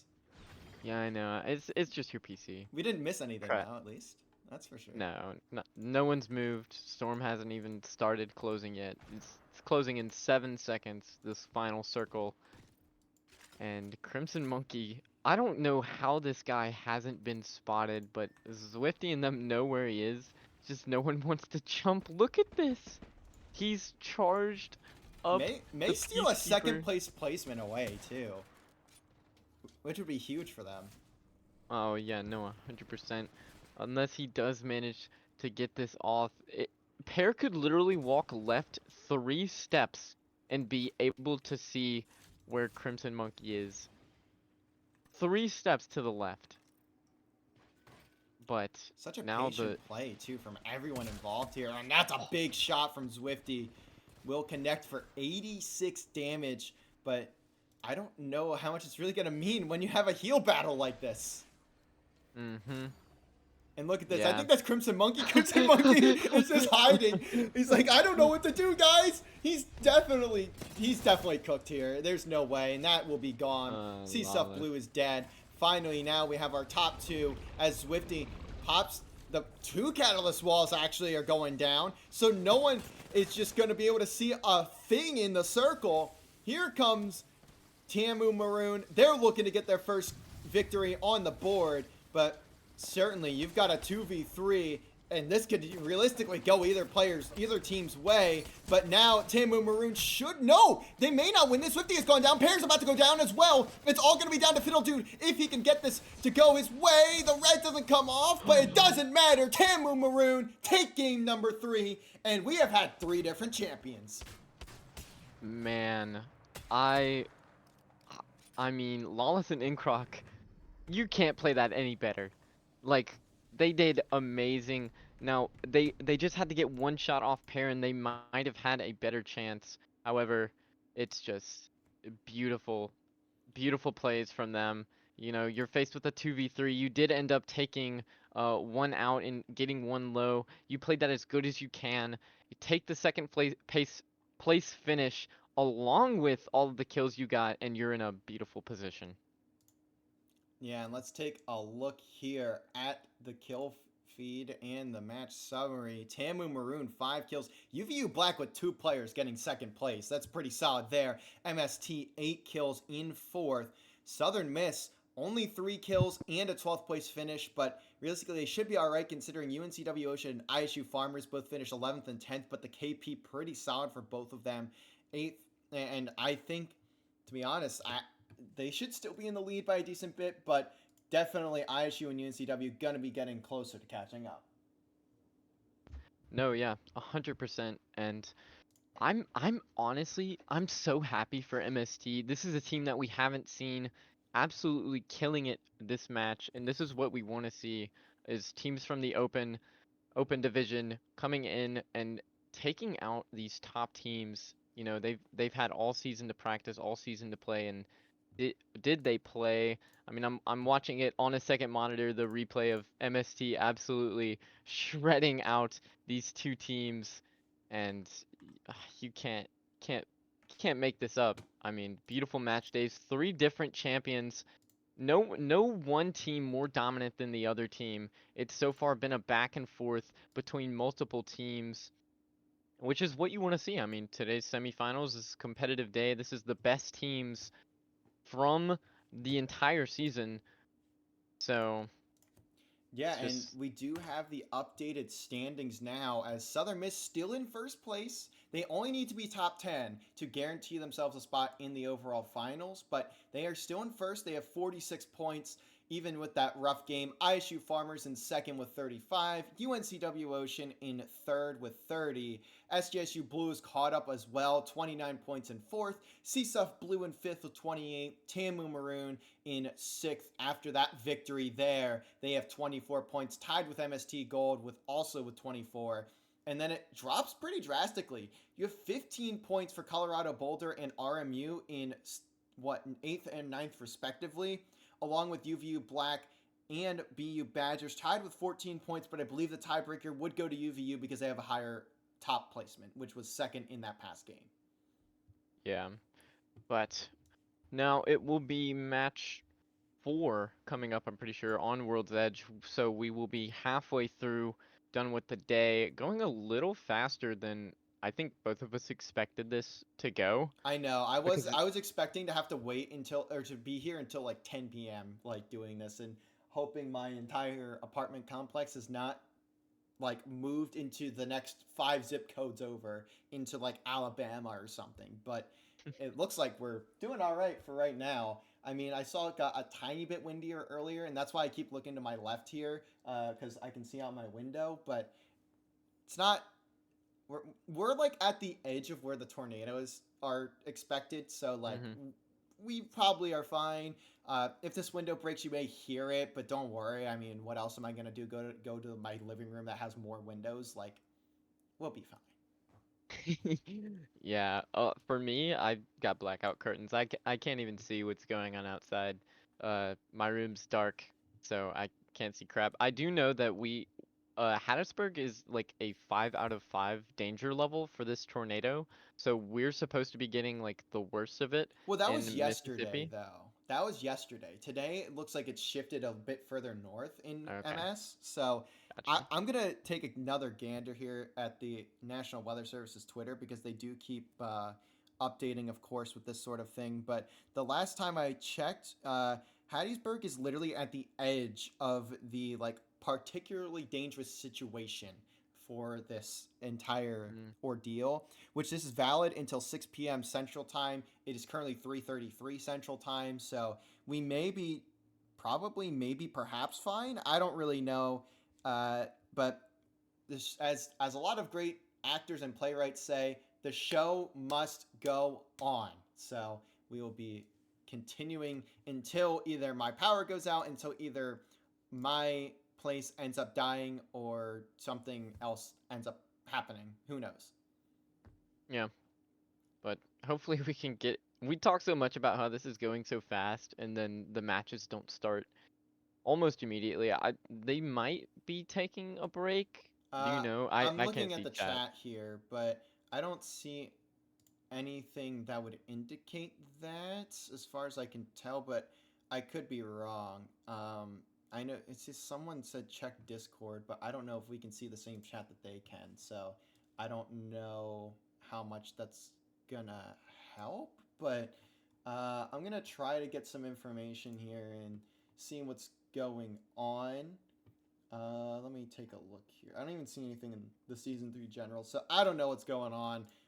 We're we're just gonna wait, I guess. But also, the host of the lobby right now is sitting on Illini's team, so I don't know what's going on. Maybe the host of the lobby is now playing for Illini. I don't know. Maybe they are a student of Illini, and I had no idea. But I guess we're just awaiting awaiting the start to go down. But hopefully we can get into game 4. And Badger, which is the host of the lobby, said 1 sec, so we may be actually starting in a second, confirming drops. So yeah, we're just making sure the drops are set, and then we'll be a-okay. Hopefully. Yeah.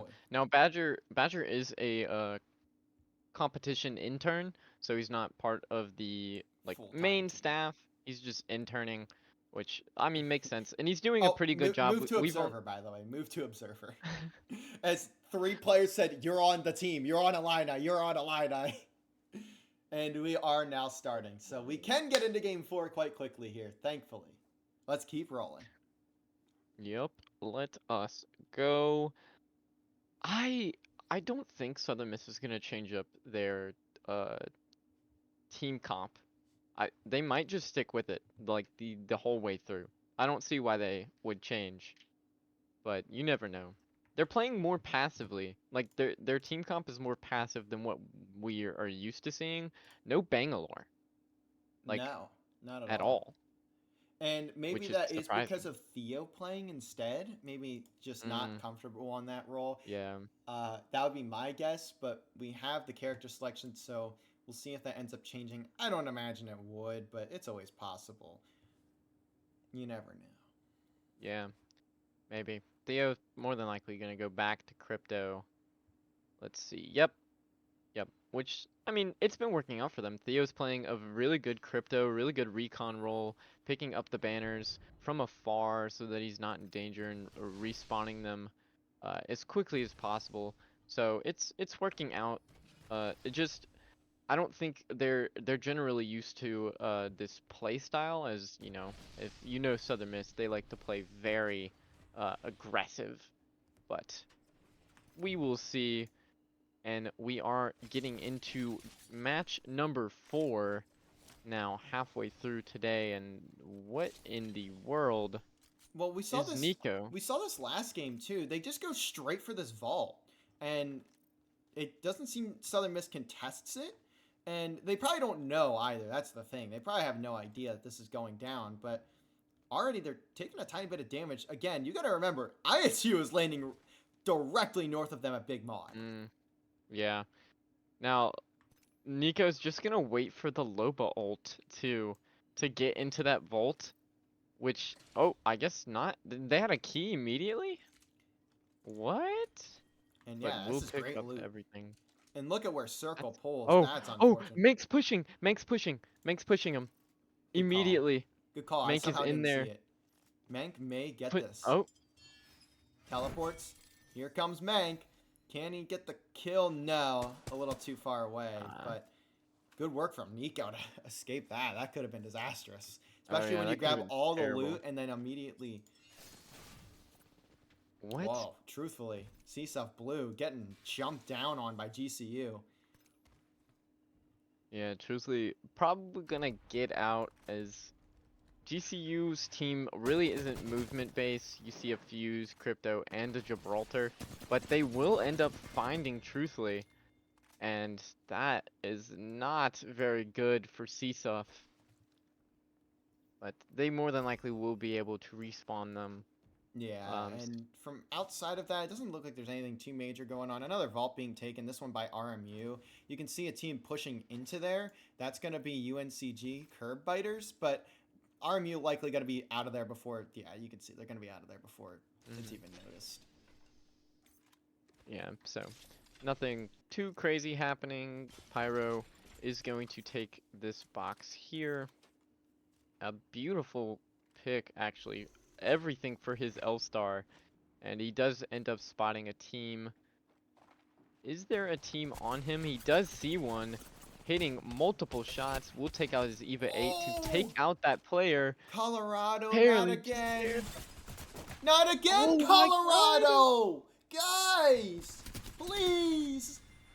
That's 2 Colorado players dead to Pyro soloing. And that's Colorado eliminated at 19. Oh man, TMU Bull doing them dirty again. No, that's not what we like to see. Wait, Fregley But just got it down. And that's ISU. And wait, UNCW is here too. So is UVU Black. I'm Incroc's dead. What is going on? MST might have another huge game ahead of them. yeah, but they are now getting hard pushed by them. And they will Ash ult out of there. Don't want to take that. We'll be getting shot from range. Newcastle ult gets popped to try and defend. And yes, it's a trap. Almost getting downed. And Otter and them from ISU will not chow, as they know that there are teams here that are way more important to take out than MST. But Southern Miss, I don't...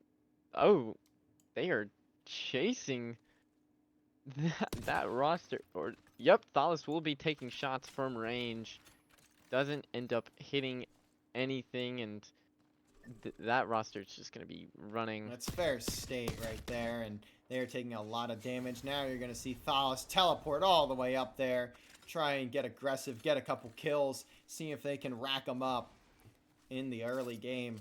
And you see ISU and UNCW getting involved with each other, so another huge top team fight going to go down in this building. We'll see who ends up winning the battle, and it's Otter jumping straight in. ISU looking to take down UNCW. UNCG also going to fall in number 18. It is getting freaky here in the top of the map, and now you're going to see people flying in. SJSU Blue also part of this engagement. Yeah, and they're not even gonna challenge that building. Now, the thing is that they had a beautiful... Also, Southern Miss is just still chasing this squad. If the second that they get a down, it's perfect. That one guy... Now, I do see K-Call did take out Truthly. Theo also will get a knock onto J-Rex. Finally, using that charge rifle to his advantage. Almost gets the shot off, will not hit.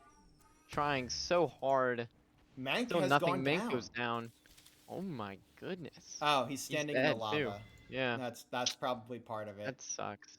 Yeah, Wow. he originally got down to burn, so definitely from that. We'll get back up. UVU Black, though, has been eliminated, and looks like for now you'll see Fair State get away. Arctip and RIT getting involved into a small battle here with MST. Although they should be able to get out of this, I think. Yeah, MST going to back away. We'll hop back on board with GMU and ISU. And that's going to be GMU getting eliminated by ISU. And they didn't even lose a single player in that fight. My goodness. That's not what you want to see from GMU. I mean, at least take 2 of them out. Make it a good fight, and it looks like ISU will be jumping on this squad, trying to get some outs. Now, I did see Viking Cap does take out Freak Exotic, and this will be a jump by ISU. It will take out Freaky, and that is a completely different squad, I'm pretty sure. And UNCW.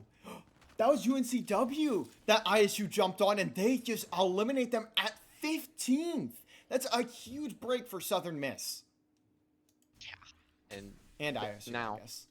ISU is still being contested by, I'm pretty sure that is SJSU Blue.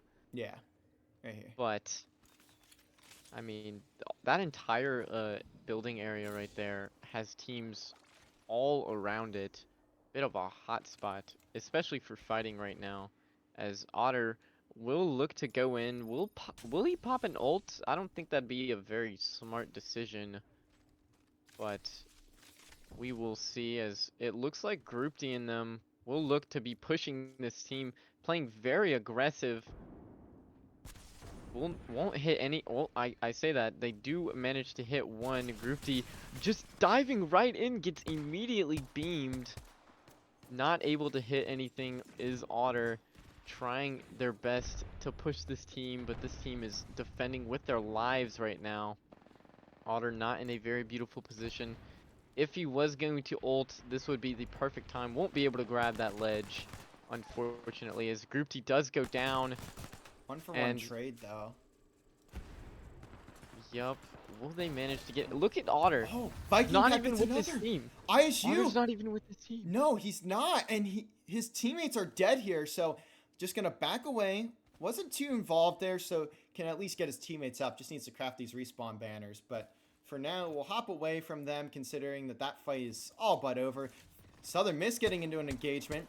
This team, though, I mean, they may be dead, depending on what Thalos is able to do. Where's Theo?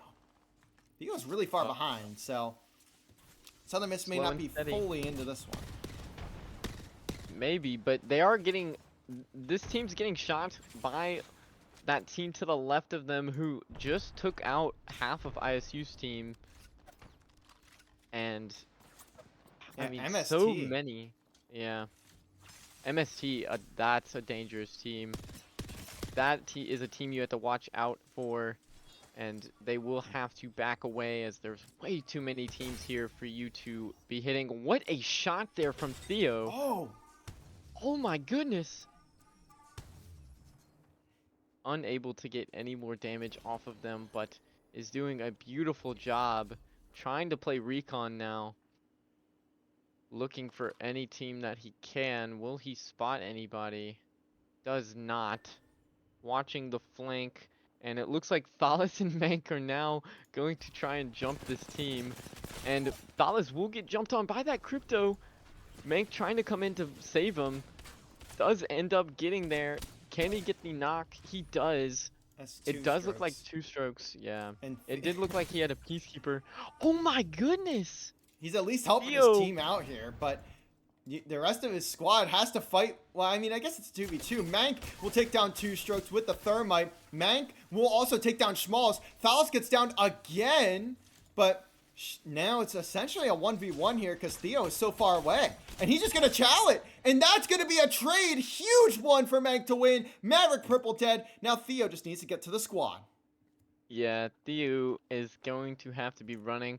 Thankfully, there wasn't a third party. I can only imagine what the comms are right now with Theo so far away, and these guys basically just 2v3'd an entire squad. But Theo will manage to get them both back up and won't be that dangerous. I did see in the kill feed that K-Call did take out Truthly in that top right. Let's get up here. Let's get up into this fight because there's 3 teams ready to engage in some activity. Let's actually hop on board with Pyro first. If it lets me hop on board with Pyro, please. Apex. Okay, we can't hop on board with Pyro, but we can hop on board with the guys he's about to fight, and that's going to be C-Suff Blue. They spot him out, but he looks like he teleported away back to his team. C-Suff trapped in between 2 squads. They can't really move out of this building. And let's get back to TMU Bold. Pyro actually did go down, but that should be a res just in time. As Pyro goes down again immediately after being res. K-Call also very weak. Zactax gonna have to just keep putting down covering fire. And the TMU Bold are struggling right now to stay alive. Yeah, but they thankfully won't end up being pushed too fast, as there are 3 teams here, and I'm pretty sure GCU Rockets is the team that's kind of pinched. That, or they may be the team that is pinching, but it is going to be interesting. It looks like GCU Rocket is going to disengage from them. Pander trying to get a location on that squad, which is jacketed Swan in them. Swan. But I do see almost getting kills. We'll launch nades in there. Nando almost going down. This team is getting absolutely beamed from everyone. K-Call will take out Chemo. I mean, by the way, this position is pretty good. They're not in the middle of the circle, but they do have the high ground. However, they do have C-Suff looking at them, and basically 3 teams in front of them. Mank will getting pushed. They do take out 1 from MST, And now What? Thalos is just going to run straight forward. Maybe not expecting it. He does get it down. Is dying to Storm, but can get out of that. That's MST Gold fully elimed. Southern Miss with another huge set of kills. They are going to also stay alive. So we'll find out where they go to engage next. Everyone is kind of spread out now. But still, damage being done by Theo with that charge rifle. He's been getting one of these every single game. I know, he really has, and I hate to say it, he hasn't been shooting with it until, like, This this game. match. He's been absolutely beaming. We love to see that. Nico will go down by pair. I mean, not a danger, because it's not like Pear and Fiddle Dude are going to jump on them, but I did see Team U Bold was kind of making a wave down Wait, there. where's Otter's Otter? Otter's hiding. Wait, they What? got the respawn onto Kemal, but they decided to push this No, team? I don't want to be on chemo. I want to see the rest of that. Wait, where are they? Okay, they're gonna push away anyways. Oh my god. I guess we'll stay on. Oh my! RMU and GCU dead. There is a massive fight that we somehow just missed going on. Let's get over to Viking and SJSU Blue. They're getting some damage dealt, but everyone again still spread out except for these two squads here, CSUF and I can't tell who this is because I can't click onto them, but they're in the same building essentially. K-Call will take down Arctip actually, so RIT now getting damaged up. ISU getting damaged as well by Zwifty and Co. We'll see Zach attacks K-Call and Pyro looking to dive on in. That's RIT very weak, but Southern Miss are trying to third party and steal these kills away. Thalos is really weak. Mank will dive in, has a gold helmet to his name, tries to get this final kill, but has to teleport out. Knows he doesn't need to get too overzealous and will stay alive. Again, the drone from Theo going to do some scouting. Southern Miss are just staying safe for the moment. Although these three squads now have to get engaged. That's going to be BU Badgers trying to push forward. And they're going to have Truthfully and CSUF ahead of them along with another side squad. A lot of downs going through. Teleport in. Ferris State will find themselves eliminated here from game number 4 in 10th place. We now have our top 10, or top 9 actually, finishing out this game. As Southern Miss may be on the hunt here for Devon Long? Something like that. I've no Theo idea. also has a bow check. Yeah, and I mean, come on now. Like, hit some shots at least. He hit 2, missing almost all of them, trying to go for a headshot. Come on, Theo. We can't Come just on sit now. here and make fun of Theo the entire day. Come on. I mean, I said he was hitting good shots with the charge rifle, and then he grabs the bow check and misses like 4 out of 10 shots. But there is a person right there, I thought. I thought And we're Devlon gonna was crash. right in front of the. Wait, we're it looks like a player from Southern Miss also crashed, unless that was just a bug on our end. But we'll I get think that's right just back a into bug. it. Yeah, it was just a Yeah. bug on our end. CSUF Blue was eliminated. Now, let's take a zoom in here and see what the scenario is. I see Parks up by themselves. ISU also having to push into SJSU. You also have TMU Bold on the very edge of the circle here. RIT not in a terrible spot. They're just hiding in a container, so no one's going to be able to see them at the moment. Southern Miss going to just continue doing damage. A good shot there from Theo finally will connect, but outside of that, not going to get a whole lot out of it. No, but this is what you want to see. Try and take the shields out from these teams. Now, Southern Miss is in a bit of an awkward position as Tamu Maroon is going to have to push this team. And Tamu Maroon are kind of stuck here. Fiddle Dude will at least find one. I saw Thalos got it down. Thalos will get the Elim onto Crude, so that's going to be another bit of KP for them. But as Tamu Maroon try to get into a safe spot, they're just going to end up losing pair. Fiddle Dude, though, will get a trade. Illini are eliminated. Mank finds K-Call. So everyone getting kills. Team U Bold eliminated by Southern Miss. And Southern Miss going to look to also take out ISU. But there may be a bunch of other squads getting involved before they can even get there. Oh yeah, no, 100%. I didn't even realize that Southern Miss took that engagement and they didn't even get knocks, barely any shields pulled out. Oh my gosh, Nico beaming that Ash, and I don't even know which team's in a better position ISU here. hops down onto Southern Miss, who have lost Dallas. So now you've got a 2v2 going down, and now it's a 2v1. BU Badgers, though, Southern Miss eliminated 2 at number 5. Huge win for ISU Farmers. No, 100%. Now, oh, they picked Group D back up? I thought Group D was dead. Huh. I did too, but they may not have fully died, I guess. May have just ended up as a knock. Regardless, though, they're in a good position here to win this game, especially considering their position. You have RIT here, you have Tamu Maroon there, and then you have SJSU in the building in circle. So SJSU Blue may have the best positioning here. Yeah, no, 100%. As RT Black is on the edge, and basically everyone besides SJSU is on the edge of Storm. Now, I do not know if SJSU knows where everyone is, as it looks as if Fiddle Dude and Pear will be pushing more mid, as that is RIT. Oh, it is What? about to be a fire fest here in a second. Group D going to take down Arctip, but that's from afar. You can see how far away ISU is from everyone else in this fight. They're also going to try to keep it this way because everyone else is fighting each other. Group D has decided to jump down to go for the KP, but that's going to cause him to go down. He'll likely get punished for it. Viking Cap only going to get it down for the moment, but I don't think you're going to be able to get a res. RIT Black eliminated, and we are down to our top 3. As we have SJSU Blue, we have Tamu Maroon, and we have ISU. Drone detected. SJSU Blue just trying to stay alive in this engagement. But it Yeah, they're gonna have to push this. like everyone just going to start to fight it out. And it's going to be impossible to commentate. Tamu Maroon going to get eliminated down to our top 2. ISU Farmers will be your champions.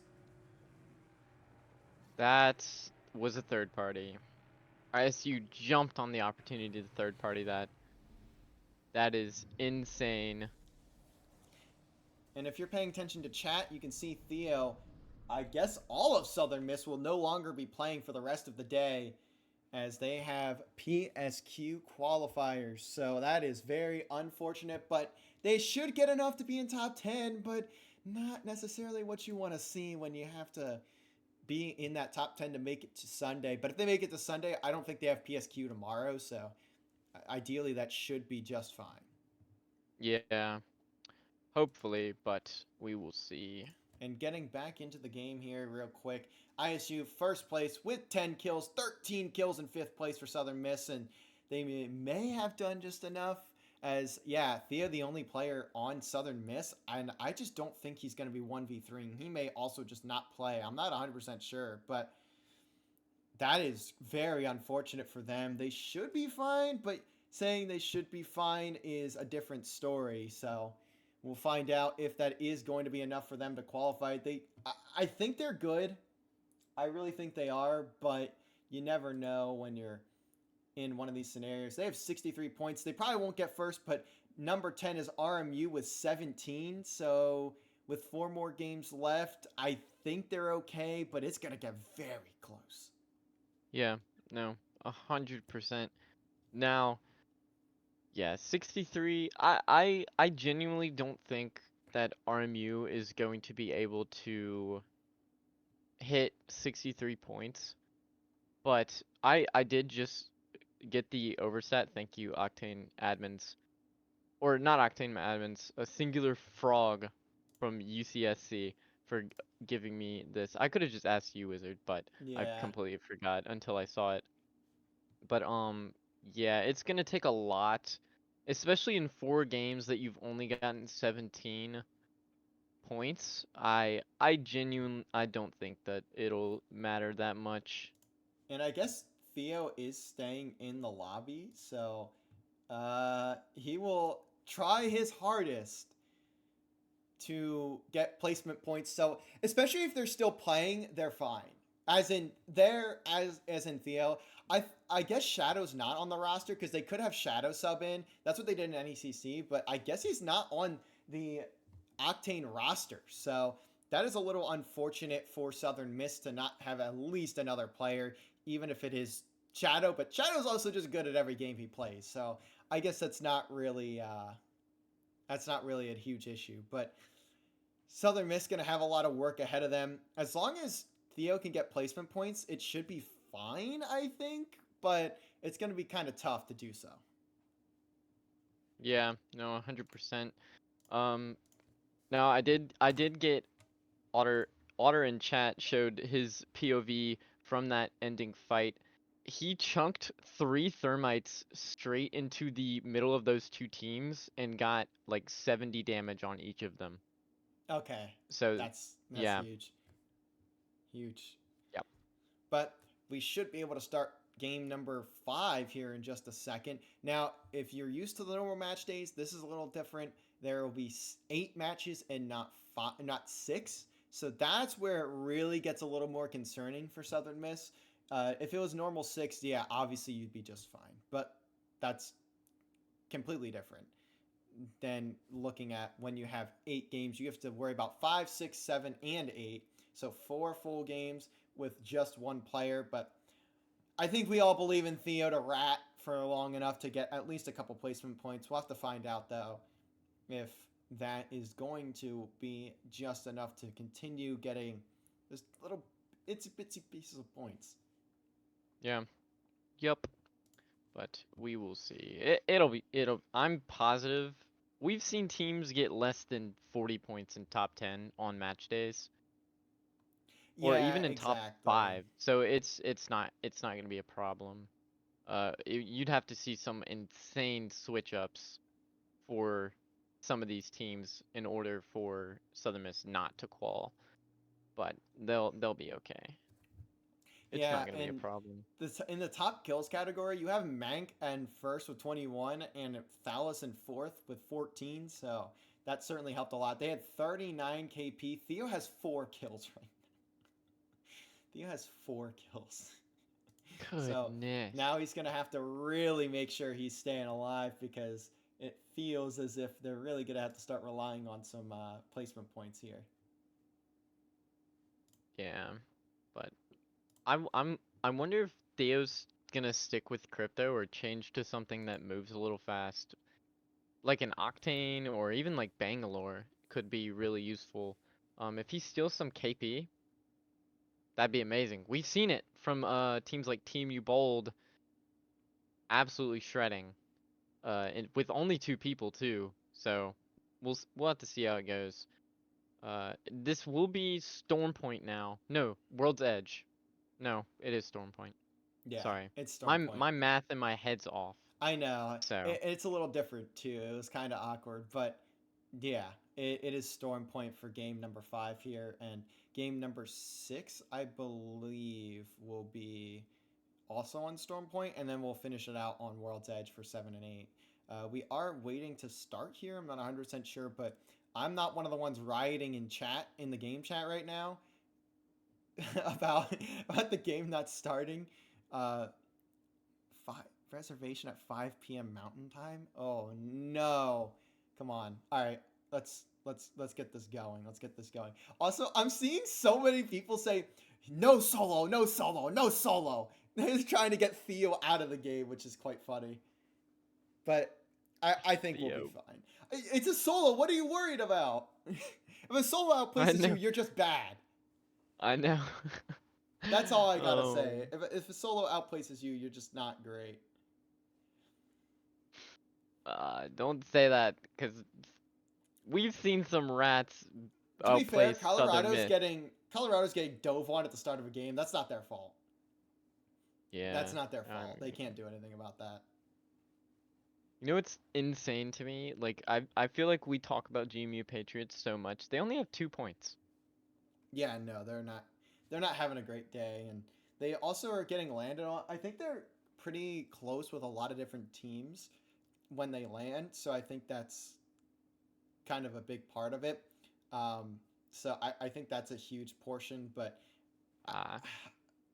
I mean, I don't know. There's so many teams that have like no points, which is quite impressive to me because I don't know. I feel like the tough thing too. Obviously, there's a ton of good teams in here, so it makes it's quite hard to you know make it very far. But I want to talk about some teams that have been impressing me today.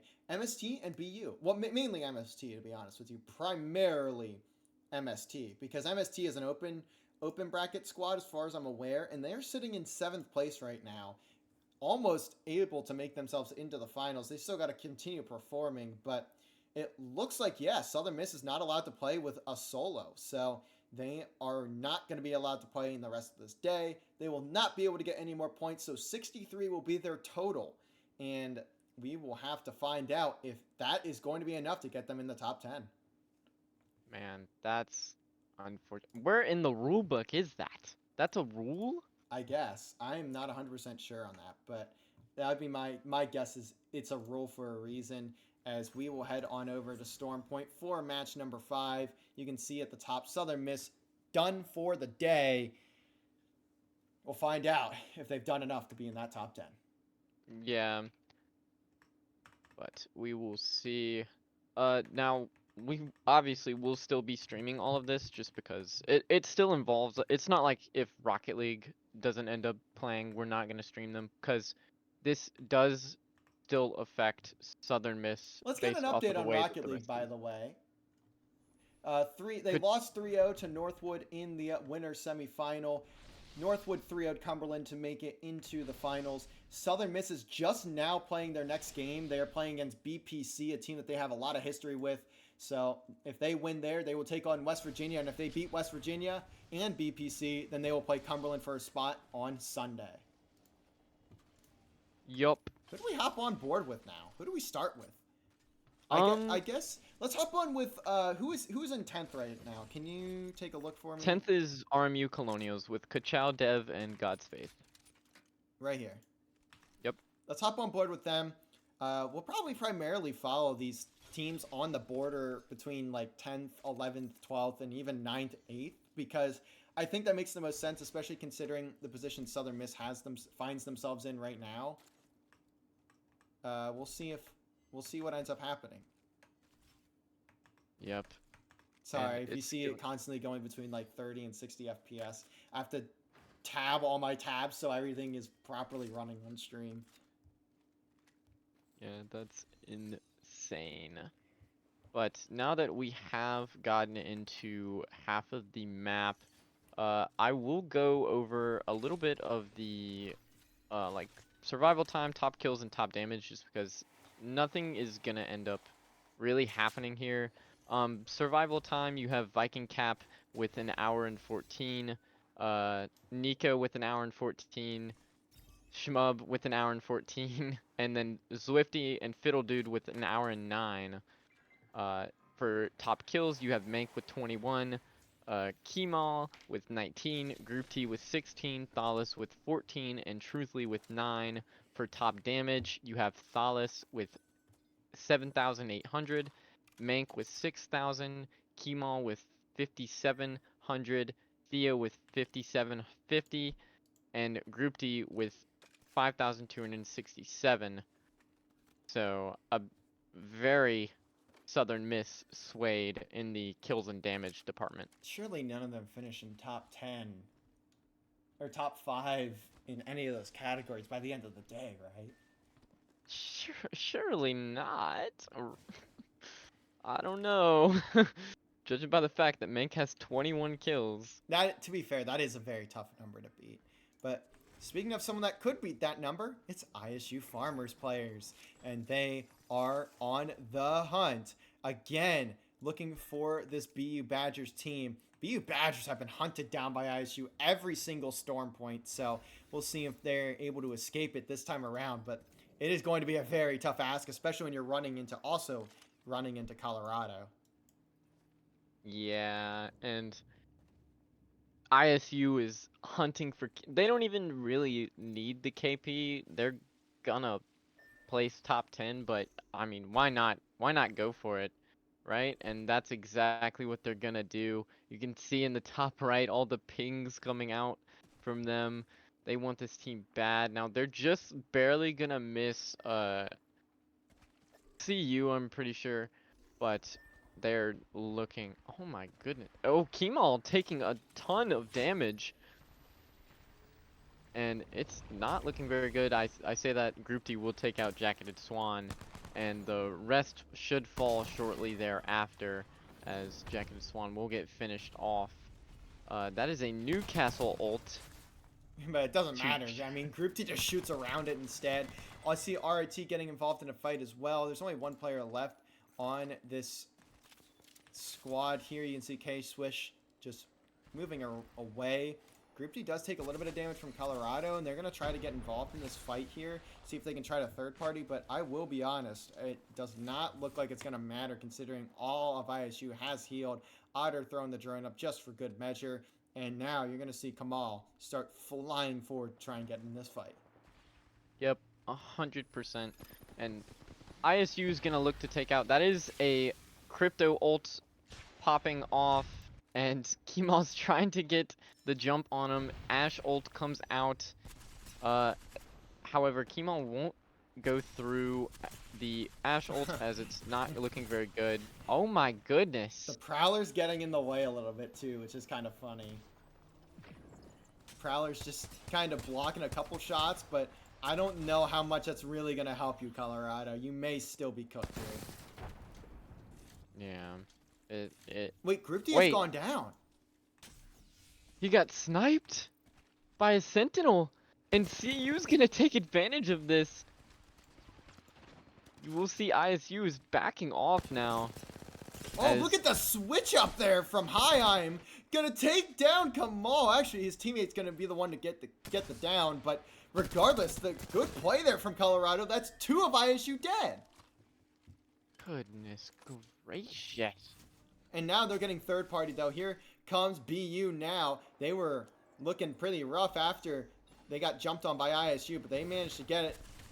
They managed to escape, and now Colorado may be in their sights. Colorado loses one more player. Now they are going to go 2 down, I believe. Actually, maybe just 1 down, but it is just 1 down. I do not know how to count. Yeah.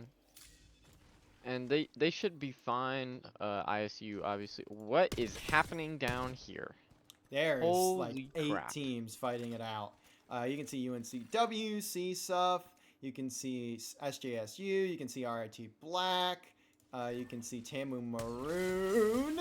Fiddle Dude missing a couple bullets, but I mean, this is probably a somewhat safe spot if you're not getting gunned by Truthfully. Everyone, though, is just hanging out right now. Hunkered down. They do have Stormpool. You see Devlong and Parksa also trying to get in there. Could take the 2v2 with RT Black. Would they win? I don't think so. ISU has gotten all their players back, and Colorado are trying to rotate, and are they going to rotate straight into ISU?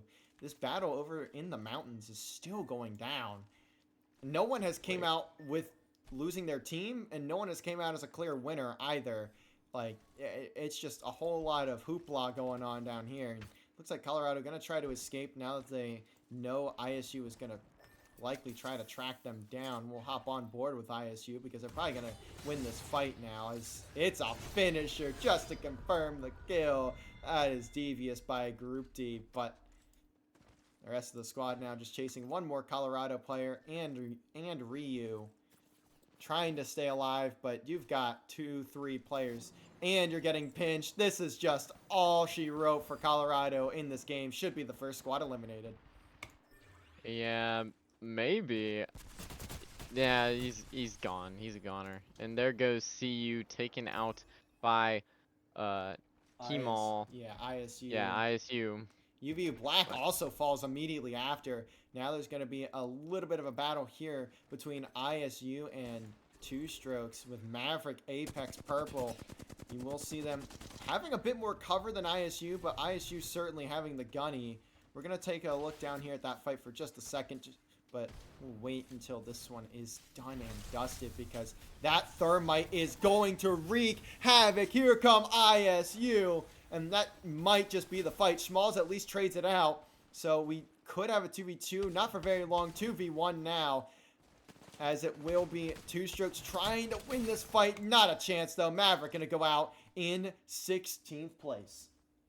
Goodness gracious, ISU absolutely shredding right now, which is, you you You you kind of expect expect it, it, yeah. but uh is that TMU Bold pushing up to I don't even remember what that team is. Which one? Top, yeah, right there, Pyro and Zack Attacks. That's TMU Bold, yes. Yeah, they will be pushing against this team. Almost gets the down. I believe that's Ferris State Ferris inside the State. building here, and that's an open roof. That's not what you want to see if you're Ferris State. Now TMU Bold can start engaging with you, and you may just be trapped in this building, in this facility. You may have written your own grave. Actually, no, Viking Cap has gone down by Panda. Actually, that's a different squad completely. I'm not sure what I'm calling at this point. Maybe I'm the one who needs glasses. Pyro, K-Call, and Zack Attacks gonna be the ones in trying to finish out this fight, but are they gonna be able to get anything in this one? As actually you have K-Call, the one doing the most damage. I like this little window play from him, but he may get punished. Needs to be careful taking that one. We'll start to go for a pinch. And I don't know if there's anything you can do here if you're Ferris State. No. I mean, they're stuck in this building. Yep. And there goes J-Rex, and You're getting pinched that now. Oh! Shots from E-Man at least going to back them away, but you're getting jumped on by everybody else. TMU Bold going to get a team wipe on the Ferris State. it was one down, and then that's what broke it. And whoa, Apricapper Salmon will take down or knock out Cheeky. However, that Newcastle will get the res off of Cheeky, so nothing really gonna come of that.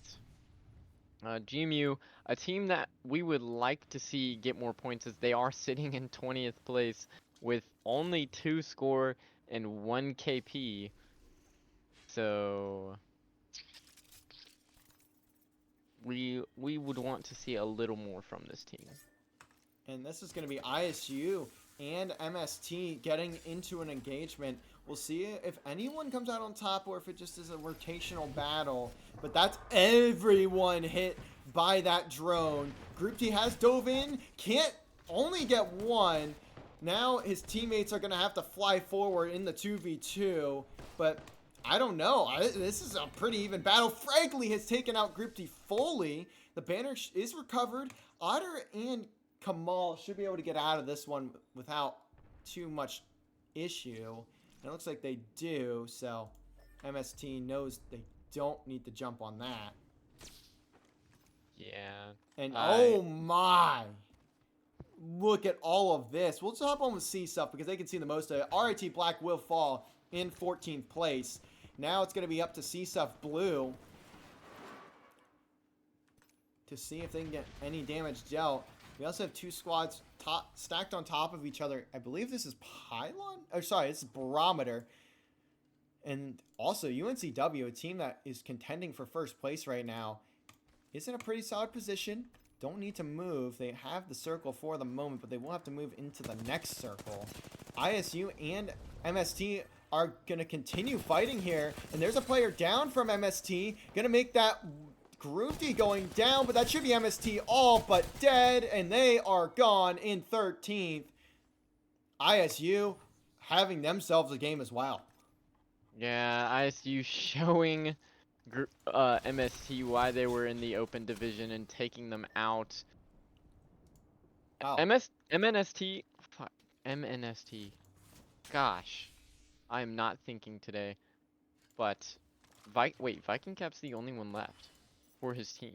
Yeah, and still is a little bit separated from where the other 2 were, so should be able to just stay alive there for at least for now. But if GCU figure out where Viking Cap is located, probably dead. Yeah, but Viking Cap is sitting above them a little bit, so I don't think he's gonna get found unless Viking Cap makes a stupid decision to rotate early, in which Fiddle Dude is looking for this squad. Seems as if they have rotated and aren't there. But Tamu Now trying to get over the boxes without taking any storm damage. Tamu's not in a good spot. No, especially with having to rotate there. Seesuff, though, on the other side, are in a very good spot. The circle is pulled to their direction, so a lot of people are going to have to fight them if they want a spot in this next area.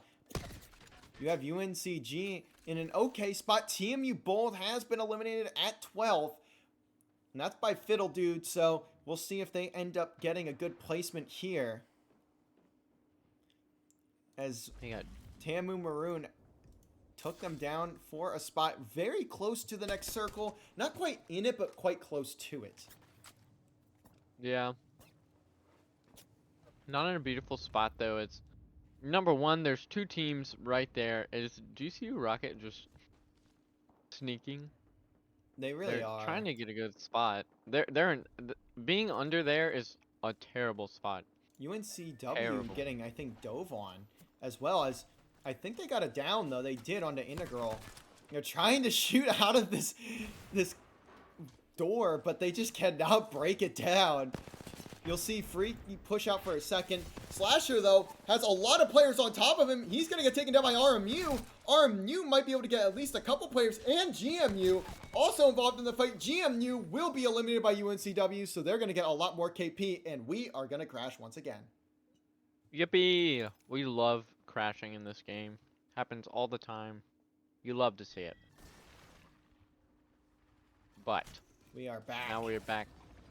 As Freaky has gone down, it's all down to Freakzotic for UNCW in this game.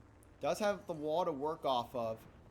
Also, should be able to make their way into circle, but there's going to be a lot of players watching this entrance.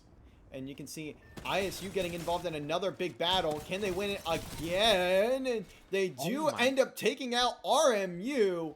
Actually, I think that... Actually, no. RMU was taken out there by ISU, so another huge victory. ISU very well could take first on the day. Yeah, also it looks like UNCG Curb Biters are getting jumped on here.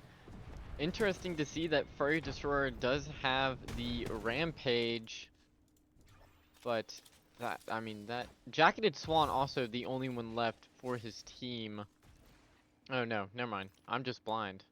I think we both BU are. Badgers are still alive. Look at Devlong and Parksta just sitting down there waiting for This anything is a to rat play happen. if I've ever seen one. I know they need those placement points, but we will see. I mean, still, Seesuff is in a beautiful position. Tamu not looking very good right now. It's gonna be interesting to see how they play this, because I think Seesuff know where they are. Also, you see ISU in the top there. Gonna have to rotate towards circle. The only ones really in a good position. You will see Fiddle Dude and them pop the Ash ult and right into ISU Farmers. Not a team that you want to see. Will take out one, takes out two, and the third is short to fall. Will pop out, and they're not gonna chase. Oh, well, I mean, of course they won't, because Tamu's gone. Yeah, and now trying to hop onto ISU is truthfully, but has to back away. Pops the teleport, still not enough to escape that, and they will go down now. His teammates trying to help out, but how much is this really going to do for you? Allow going to have to clutch this situation out for the team. Tries to pinch, but immediately slammed. Seesuff Blue getting caught out right there by ISU. ISU, man, looking dominant. Kemal will go down to Jacketed Swan. This is the team's chance to dive here, and you see Devlong and Parks still not in the fight. They're gonna have to jump on this soon if they want, and Jacketed Swan will have to Ash ult out of there, but will be getting chased. Wait, Devlong gets a down onto Jacketed Swan. Yeah, look at that. They're making such a patient play. They are in such a great spot. I don't think anyone knows where they're at.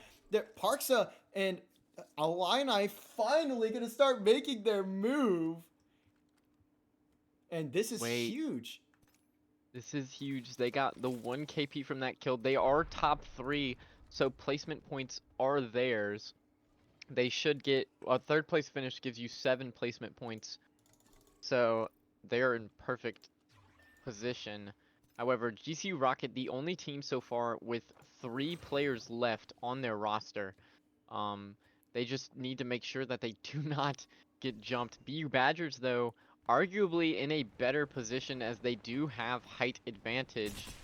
And you see Swishu shooting out that team. I was gonna say throw any nades that you have. He does not have any nades at all. You will see a Gibraltar shield come up there, and so far BU's just gonna play this as slow as possible. There's no reason for them to jump down. Yeah, and you see BU Badgers still have the height advantage in this fight.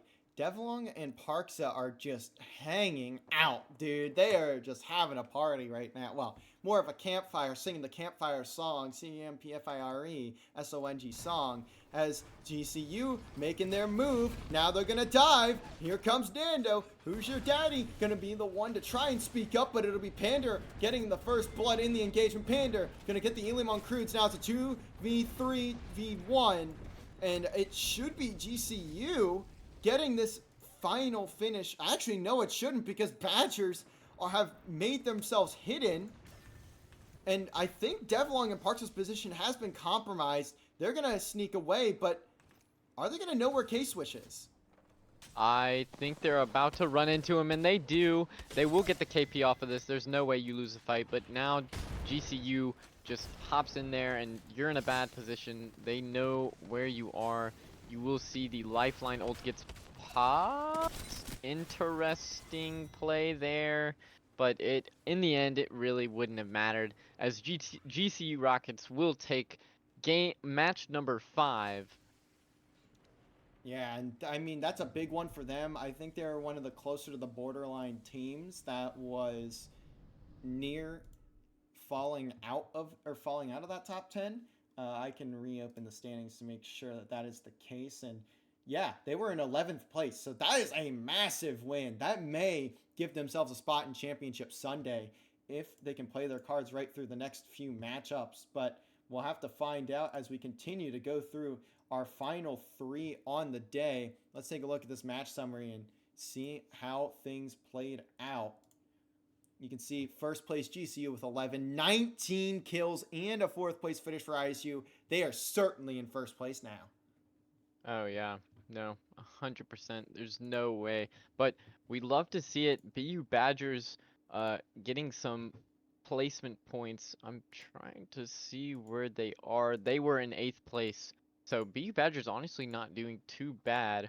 Illini sitting at 17th and getting 2nd place. That will push them a couple spots, not too far up in the leaderboards. But I mean, wait, ISU had 19? What? Yeah, a Yeah. huge game for them. So just by the KP alone, that puts them in first over Southern Miss. But again, you only need to make top 10 to make it to Championship Sunday. So RMU, TMU Bold, BU Badgers, all teams you're going to be looking at if you are Southern Miss. Well, actually, you're going to be looking at different teams, but Southern Miss only falls to 2nd after that game. They're still 12 points ahead, 12 points ahead of 3rd place, which is SJSU Blue. And looking around, GCU moved from 11th to 5th with that win. My goodness. That just shows you how close these games have been. Now, they are tied in score with CSUF Blue. Both teams have 39. But, yeah, now to look at the other teams, Illini jumps from 17th all the way to 14th place with 15 score. They're a bit far out from getting it, but they only have two players, yeah. So may or may not make it. They just keep have to playing for placement. My words are not stringing together today. Quite close, but I got what you meant there at the end of the clip. But we are now heading into match number 6. Southern Miss right now certainly looking at those 9th, 10th, 11th, 12th, 13th place teams. 9th being MST Gold with 30, TMU Bold in 10th with 25, RMU Colonials 11th with 19, CU Boulder in 12th with 17, and UVU Black with 15, alongside Illini, who also have 15 but are just one place below UVU Black. And you have 63, so again, should be fine, but should be isn't a guarantee. Yeah. Yup. But who knows? As still the same people that haven't been in it are still not in it. I'm genuinely confused at where all these players went. Maybe some of them also went to play. PQL. Yeah. Well, it looks like we have everyone in the lobby that we normally do. Well, Unless if I missed something. except for like, didn't one of RIT Black's players say that they had to go? Well, they only had 2 to start the day. Oh, it might have been Illini then.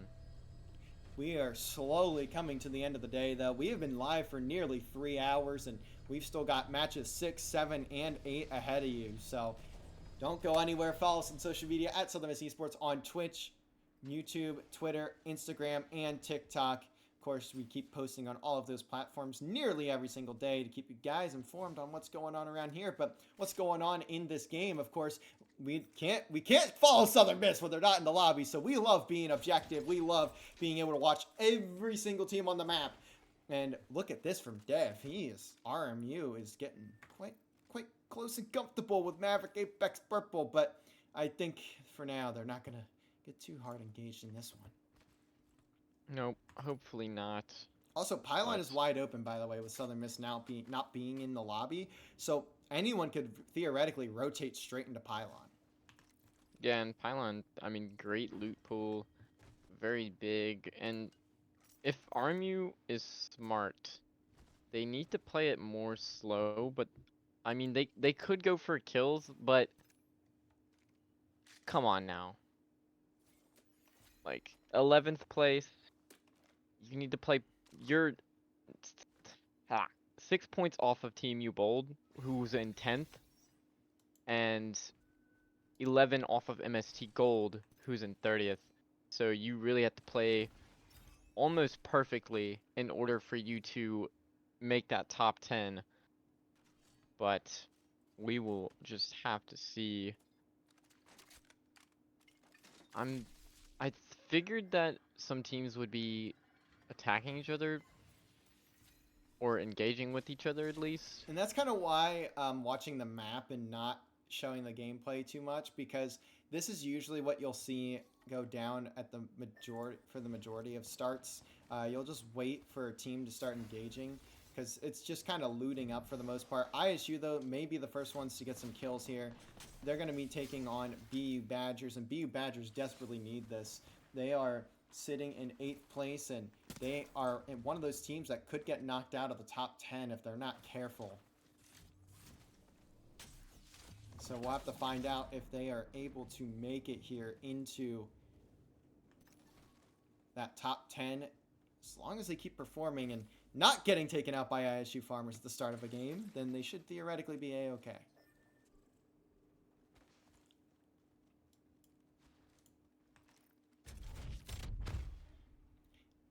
We are gonna... Sorry, I had my mic muted. Oh, I was like, no.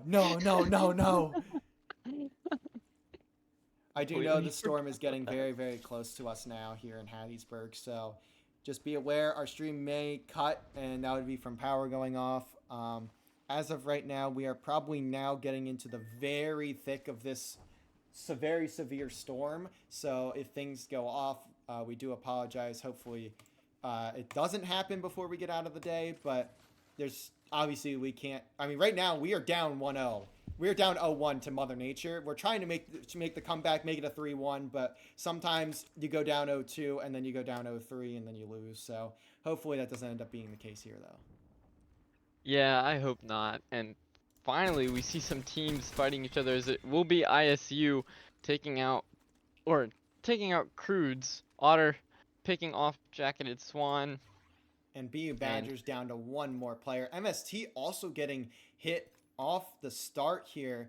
That's going to be Parksa getting one of those kills. And Parksa and Devlong looking to make this their game as they have taken down Fragley as well. One more player left on the squad. BU Badgers are eliminated. Now, who is going to be next? Parksa rips them with the Mastiff. That's going to be, yes, it's a trap dying from MST. So MST down to one player, I believe. And actually, they are down to two, but one of those two is down. They may end up falling here as Devlong and Parks are not going to get too aggressive, but Colorado looking to get some KP. Yeah, that would be insane if they end up taking out MST. I mean, MST barely on the line of being able to qual for tomorrow. They are at 9th with 30 points, and if they can get taken out here early, that'd be amazing, but I don't think Parks and Dev Long will end up getting the other one. But there are so many teams around them right now. Holy. Yeah, so we're on board right now with Parksa and Devlong. You can see they're shooting across the UNCW, but I did see again ISU. We're starting to get some elims. GMU down to Ace, and Ace is certainly cooked here as GMU will fall to ISU. It was a 2v1 at the end there as we popped into the last part of that fight. So ISU certainly going to claim first on the day now that Southern Miss is not playing in the rest of these matches. UNCW, though, trying to keep themselves in it as they have fallen from what they started out the day with a victory, and they have not had much success since. They are currently in 7th place. They are on the borderline of missing tomorrow. Yeah, they have not done very good. Game 4 and Game 5, MST placed 13th with 3 kills in Game 4 and 1 in Game 5. So they've been on a steady decline recently, but we should. TMU Bold gonna hop down right here onto ISU Farmers. Pyro gets the first down onto Group D. Another player out in the open should go down if this Arc Star can get far enough. And you see 3 Arc Stars getting launched out. One guy, Otter and Group D are down once more. One more player left on ISU, and they should get popped out here. That should be TMU Bold finishing off ISU, and there he is. He is gone. ISU Farmers out at 15. That is amazing. Amazing work from Team U Bold there, taking out what seemed to be this entire game, the giants that were ISU Farmers. And maybe they can finally get some well-needed KP to push them over that edge. They're sitting in 10th right now with 25 points, and now they're getting shot at by RIT, and RIT is hitting some well-needed shots. As you can see, Artkip doing a ton of damage, but I mean, when you're at range, there's only so much you can do. They're looking for a knock so that they can engage with this team, but I mean, they're more than likely just gonna have to back off and rotate around. Yeah, not a whole lot you can do in this particular fight. Just try and get some free kills out of it, but that's not going to happen. You can see a large cluster of squads hopping into the center part of this circle. You have CSUF, you've got Maverick, you've got UNCW, you've got SJSU Blue, you've got not RIT, you've got Illini, and you've got UVU Black, and all the way up north here is UNCG. So a lot of players starting to cluster in. MST were in the storm for a while, so it's good to see them back towards the ring and coming in from the southbound part of the map. You also have Pylon being taken over by Colorado just outside of circle, but they may start to engage here with TMU Bold, and whether TMU Bold even knows that this is going to go down. They certainly are now, getting damaged out by Colorado, but they are missing some crucial shots as this player is just shouldering them to oblivion. I need you to hit something high. I need you to hit a shot with this Sentinel.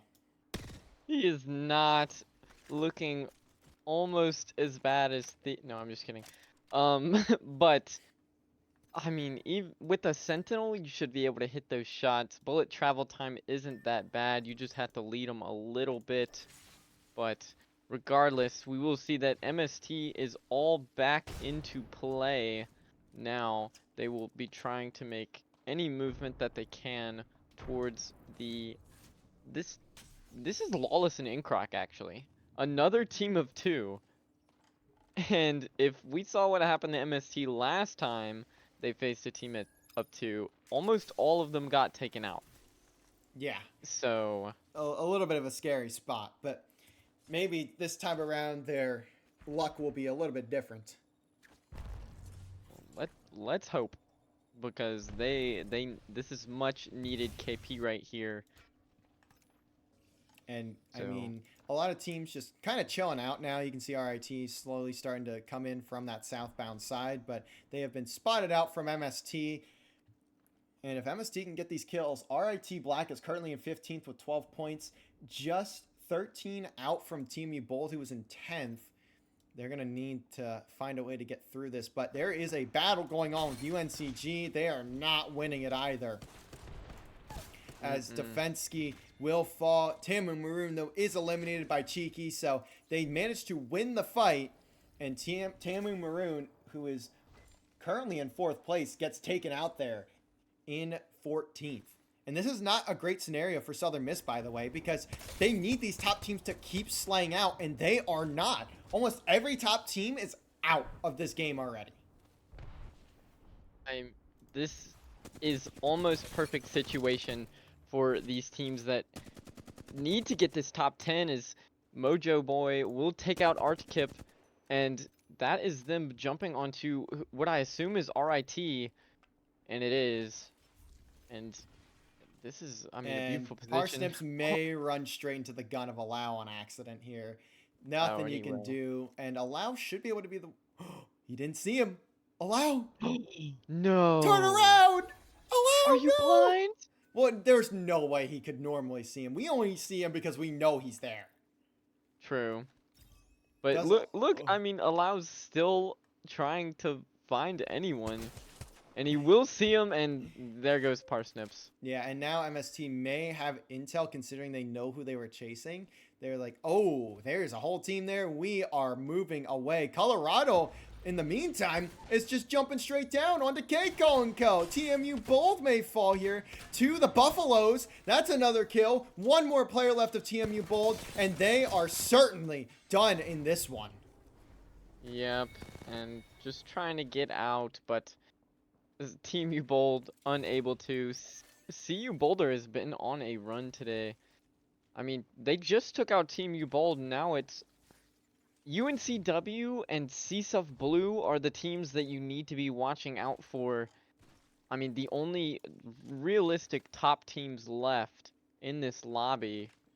Let me pull my overstat back up. Definitely UNCW, who's currently in 7th place. They've been kind of having a slump here in the past few games, but they can bring it back with a solid one here. RMU, also one of those teams on the border there in 11th with 19. 10th place right now being TMU Bold with 25, and they just got eliminated, so they could fall out of the top 10 if RMU managed to have a solid game. And RMU, by the way, getting snuck up on by UNCG, who was trying to make themselves put themselves back into the fight here. They are not having a great day, but they can give themselves a good, much needed boost if they can win this out here. They won't, though. They'll back off again. We see GCU trying to get into an engagement with either RMU or with SJSU Blue. They're kind of pinched in between two teams. Yeah, no team is really taking any channels. Everyone's playing it very slow. I will say Pander and that team are that's RMU a terrible is cooked. position. I think RMU is Yeah. definitely dead here. They're going to jump onto Pander, but Pander also can jump away, so it is just a teleport fest for everyone involved. No one going down just yet, but certainly someone should fall in this fight eventually. Yeah. Who's Your Daddy will try and get right back up into RMU, but Nando got bamboozled by that Mirage. But RMU not in a good spot, and they will push back into GCU for whatever reason. Well, it's either push into GCU or push into UNCG, so there's not really many choices here that are great for your health in this map or in this match. They don't want the furry destroyer. But and also you look at that UNCG squad, they're in circle, so Pander alongside the others of GCU going to need to push this as another bamboozle comes through. But that's a big arc star, does a solid amount of damage. I don't know if they're going to be able to RMU, meaning I don't know if they're going to be able to get out of this one. no, and you will see Ash ult just gets popped, I'm pretty sure. As Incroc going to take down one of MST. They are now getting involved. Let's hop on board with UVU Black for a second. His teammate is simply just down so he can kill him. But no, that's going to be truthfully taking out Incroc, so UVU Black will fall. They've been all right, too. They've been 2v3 the whole day, and they are in 13th. But that game is certainly going to be a damper on them. 100%. Look at RMU, by the way. They managed to escape. What? And GCU going to start hopping down on UNCG. Yeah, and I this is not a good. One's very low. Who's your daddy gonna have to back up, pop a shield bat. They need to get one good shot. Fuse ult gets popped there on the side of Who's Your Daddy, and they're gonna have to jump on this team. And Slasher on the other side is getting a huge set of kills. Maverick Esports are eliminated. Maverick trying to get the better of UNCW, but unable to. See Boulder will fall. Now we are quickly approaching our final 7 teams, as MST will get eliminated as well. Also, RMU should be getting into an engagement here with SJSU if they are aware of each other's locations. Illini going to need to make their move as well. We will see. It is a very slow game. We did see a ton of teams get taken out. And look at that circle pull. Wait, Devlon got a kill. Oh, they're taking out RMU, which RMU and SJSU are now starting to fight. But before we can even get over to it, RMU will get taken down. SJSU will finish out that fight. Now Parksa and Devlon going to start making their way to another building. They got another team in front of them. That's Nico dead. Truthfully, we'll take out one of UNCW. So a couple engagements going down. Who will fall in 6th place? Will Illini be able to confirm these last 2 kills onto SJSU, or will Illini go down? Who's Your Daddy falls of UNCW going to take down, allow every team getting involved in a fight somewhere else on the map. UNCW out of the game in 6th place. Now we have our top 5. Devlon will take down Nico, and it looks like they're just going to have to sit here for the time being. But CSUF, also GCU down to 1 player. Pander, the last one alive there, will continue to sit on this SJSU, and I believe it's SJSU and Parksa fight. I think they're going to get engaged in this 2v2 now. Illini trying to keep themselves alive, but Devlon will fall. Truthfully, though, will take down Nightcap, and Illini do finally fall. Truthfully, going to take down Viking Cap, who is now the kill leader. SJSU Blue down to 1 player, and it is CSUF having themselves a game right now. They are sending it. They are sending the whole house and the kitchen sink at these final squads. Yep, Truthfully's going to jump on Shmub, try and finish him off, and immediately will barely takes any damage. Truthfully taking the bow check in replace for the Kraber, which only had 1 shot remaining with the gold Eva 8. And now you see allow popping the Catalyst ult, and it's just UNCG Curb Biters left. I don't know, they could manage to do it. They are looking for this other player, and they will find him. However, this is the perfect opportunity for SJSU Blue to get some shots off, but it doesn't look like anything. GCU Pander will go down for GCU Rockets, a 3rd place finish, and I mean, We're now down to our final two, CSUF and UNCG. This could be a massive boost for UNCG, who aren't even in the top 15 right now. This could be their time, but is their date with destiny not going down in game 6? Down to Devsky, and he is certainly cooked here. CSUF Blue going to take this one, and they are in 6th place right now, getting a massive boost, probably into the top 4. that is insane. What a beautiful play from them. I mean, one of the only top teams left, as the top 5 were taking out relatively quickly, but goodness, played that beautifully. What positional plays, very smart in when they chowed, how they chowed, but we love to see it. Yeah, and we'll hop into the match summary for game number 6. We've got 2 more left, and right now, you can see here, 11 kill victory there for CSUF Blue. That's massive. And for UNCG, a big boost as well. 2nd place, 6 kills. Illini with 7 in 5th place. So massive games around for them. But ISU finishing in 15th, GMU 16th. You can see also Tamu Maroon 14th. Also, RIT Black in 13th, so a lot of the solid squads getting taken out quite early in that one. Mm-hmm. Yep. But no one really slayed out. You see CSUF Blue, 11. Illini taking out a good amount of people too. Whoa, I forgot Illini had 2 players. That's actually beautiful from them. Yeah, and the standings have just updated. Southern Miss still in 2nd place, by the way, only by 1 point, but I think at this point, going into match 7, we can nearly say that they are safe, I think. Yeah. I mean, just based off of how much KP the from 5th place to 10th place would have to get, it's just impossible for every single team to get 30 points. Like Team U Bold would have to get 33 points in one match, with the rest getting 20 or more to drop Southern Miss out in these next few matches. I mean, Southern Miss is secured, even though they're not playing. Yeah, and the top 4 really just kind of standing out compared to literally everyone else. ISU Farmers in 1st with 88, Southern Miss in 2nd with 63, CSUF Blue in 3rd with 62, SJSU Blue in 4th with 61. Southern Miss probably going to finish in 4th here. That would be my guess. Unless if GCU Rocket has another crazy game, or Tamu Maroon, probably both of them.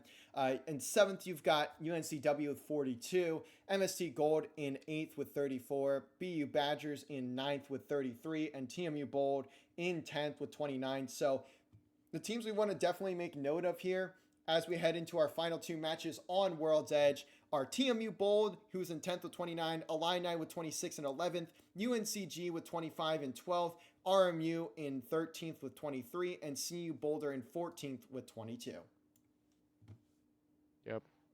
Hopefully we can get into this match pretty set, and it happens. We love to see it. I'm also using the fact that my camera goes out whenever you tab into Yeah, I know. Apex as a indicator. I'm trying so hard to not have that happen, but just the way that this, if I had a 3rd monitor, this would not be an issue. But unfortunately, I've only got 2. I want like 5 monitors at some point in my life, but for now, we deal with 2. Yeah, which I mean, it'll work. They don't always need to see my beautiful face.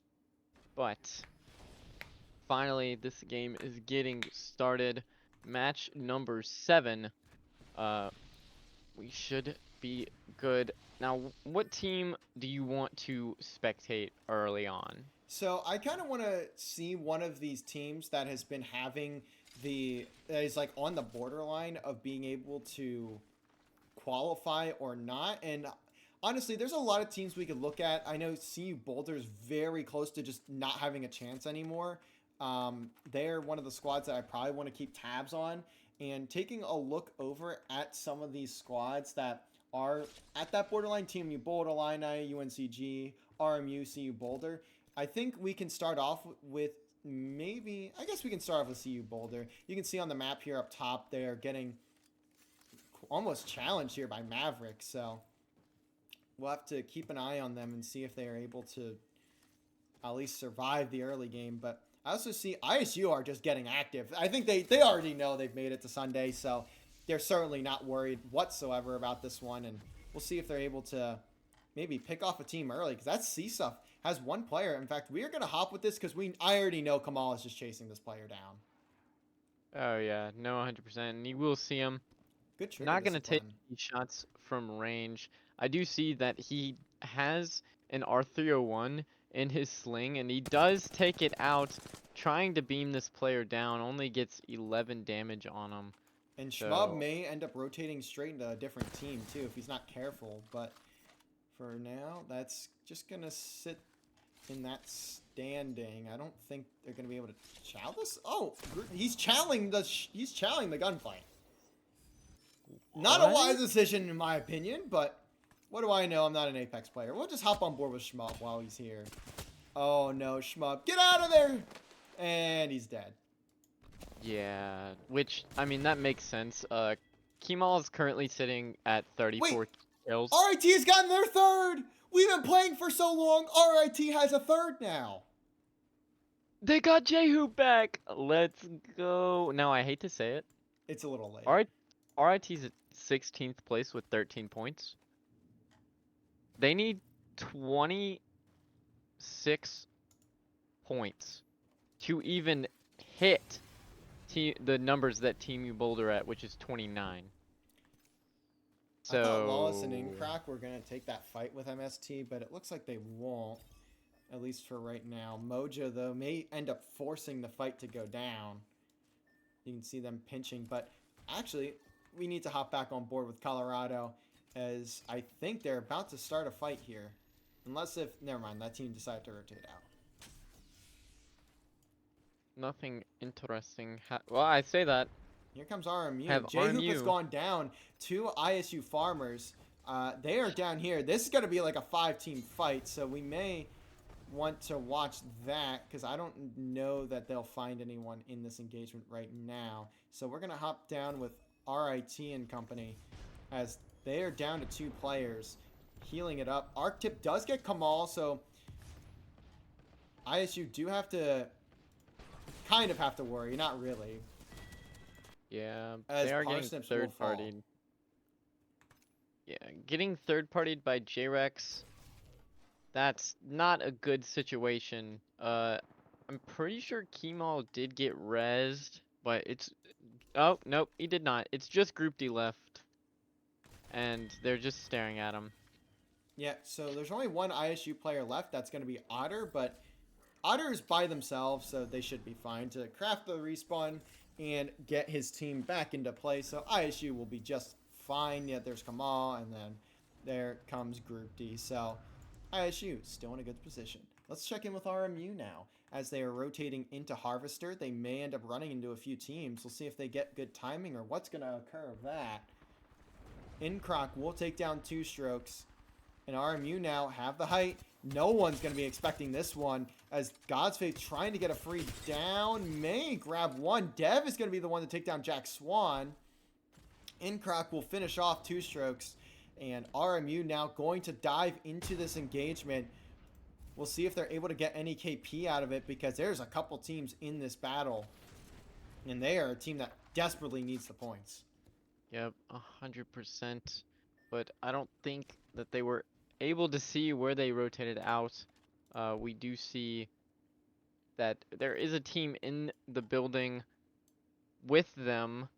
Everyone decided to disengage with each other, but you know who decided to engage? Who else but ISU? And they are going to just continue hunting. And since they know Southern Miss is not in the lobby anymore, they know they could just kind of free flow and just sprint at people because they don't have to fear running into the one team that can definitely gun them down. As you can see, they are just taking shot after shot. That player might be dead, and they are. Good work from Otter on the longbow. Gets one down. His teammates are now going to be activated to fly through. No, they have a 2v2 ahead of them. Trying to win the fight, but the P20s are not going to connect. That's now going to make it a 2v1 on the ground here. Group D will be fully elimed again. Second time this game, but ISU know they're in first, so they're not really super worried, I'd imagine. Yeah, that's why, I mean, they can just openly dive at teams. You will see Otter Immediately popping cause the a respawn beacon. Yeah. And is getting Group D back up. And it's just, like, ISU is playing so crucially and so beautifully. I mean, what do? You will see Kemal taking shots from range with the triple take, not able to connect with anything. GCU Rocket getting taken out. They were in 5th.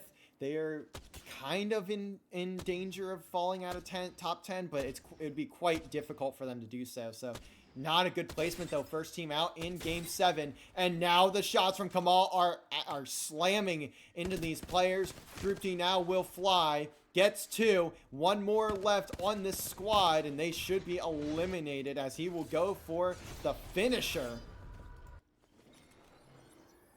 Takes down Crudes, and ISU gonna keep running at these players, but let's hop on board into that other battle that's going on. I don't know where it's even happening at, to be honest with you. You can see Schmalz, Fiddle Dude, Swifty all getting engaged, and it's gonna be right here in this building. Tamu Maroon gonna fall.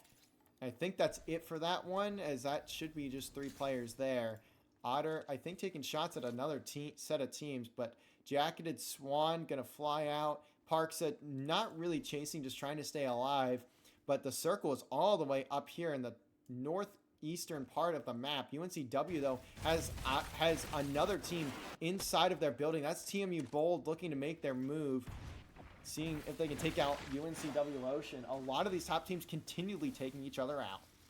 Yeah, I'm pretty sure K-Call is solo challenging this team. I don't know what he's doing, but TMU... Oh, no. Oh, nope, he has Pyro with him. I'm trying to spectate them, but you can see how the game is just not letting me.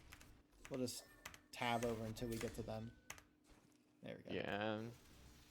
Found him. Zacatax isn't even with... He's watching the flank.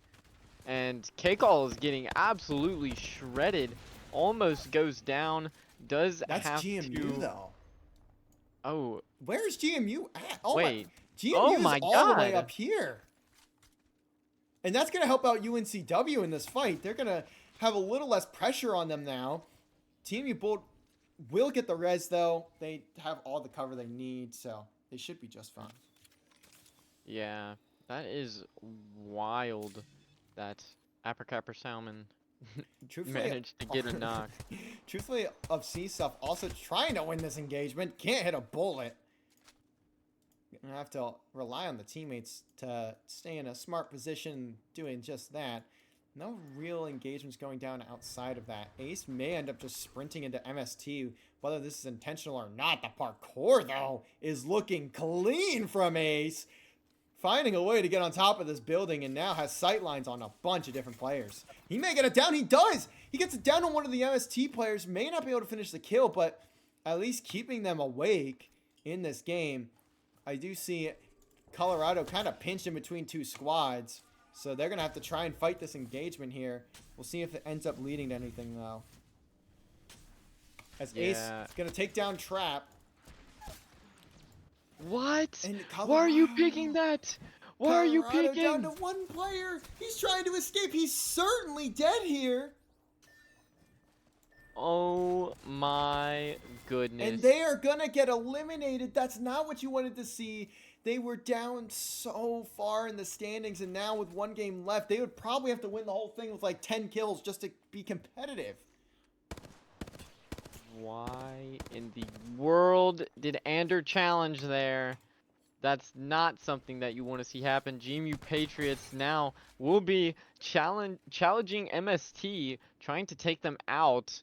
And this is exactly what GMU Patriots need, as they are still 19th place with 3 points, only getting 2 KP and 1 placement point in this entire thing. ISU and UNCG getting involved here into a little bit of a battle. Group D, though, is just taking out whole teams by himself. 1 player left. This defense guy And they may end up falling. No, just narrowly escaping with maybe 10 HP. 1 or 2 more bullets will do the trick, but it looks like they stay alive for the moment. But man, that's a scary situation. Yeah, Otter did try and chase, but I don't think he realized how far, or I don't think he realized where he managed to run. But that will be Truthly from CSUF getting knocked. And Here this comes is another ISU. engagement. Wait, Maverick actually going to take out 1 or 2 of those ISU players, and that should be the second. Now the third is right there. This should be a kill for Maverick, and MNSU going to take down ISU. Now, for Maverick, that's massive. For ISU, it's kind of just another, it's kind of whatever. Yeah, for ISU, they don't really care. And Maverick, that is much needed because they are at 17 with 12 score. So that is absolutely peak that they took out ISU. Now hopefully they can get some more KP on as Crudez is over-challing and will get eliminated by J-Hoop. That is RIT Black. And everything happening. And now GMU, here they come. They're going to try and take down another squad. If they can have 2 very, very strong games, they may be able to get themselves into that top 10, which they currently do not find themselves in. I don't even see them in the top 18, so they're nearly dead last. Yeah, it's Unless if I'm blind, but there's no how. There's 2 teams that weren't even playing today. I have no idea. UNCG though gonna fall. That's your number 12 team that was just 4 points outside of the top 10. They end up falling. RMU getting involved in an engagement as well. GMU though, a massive battle for them here. They need to continue winning these. I don't know if they can bring it back, but if they win and get like 10 to 15 kills, they may give themselves a chance. Yeah, but realistically, I think they only have 2 to 3 kills right now, and Ace is gone from their squad too. TMU Bolt and RIT Black are also eliminated. SJSU just trying to take down GMU, but they have not been successful in that just yet. They are just constantly poke damaging each other. And this is probably SJSU's fight to lose. They will fly in now. It's Apricot Salmon now left by themselves. Ferris State, RMU, and GMU all eliminated.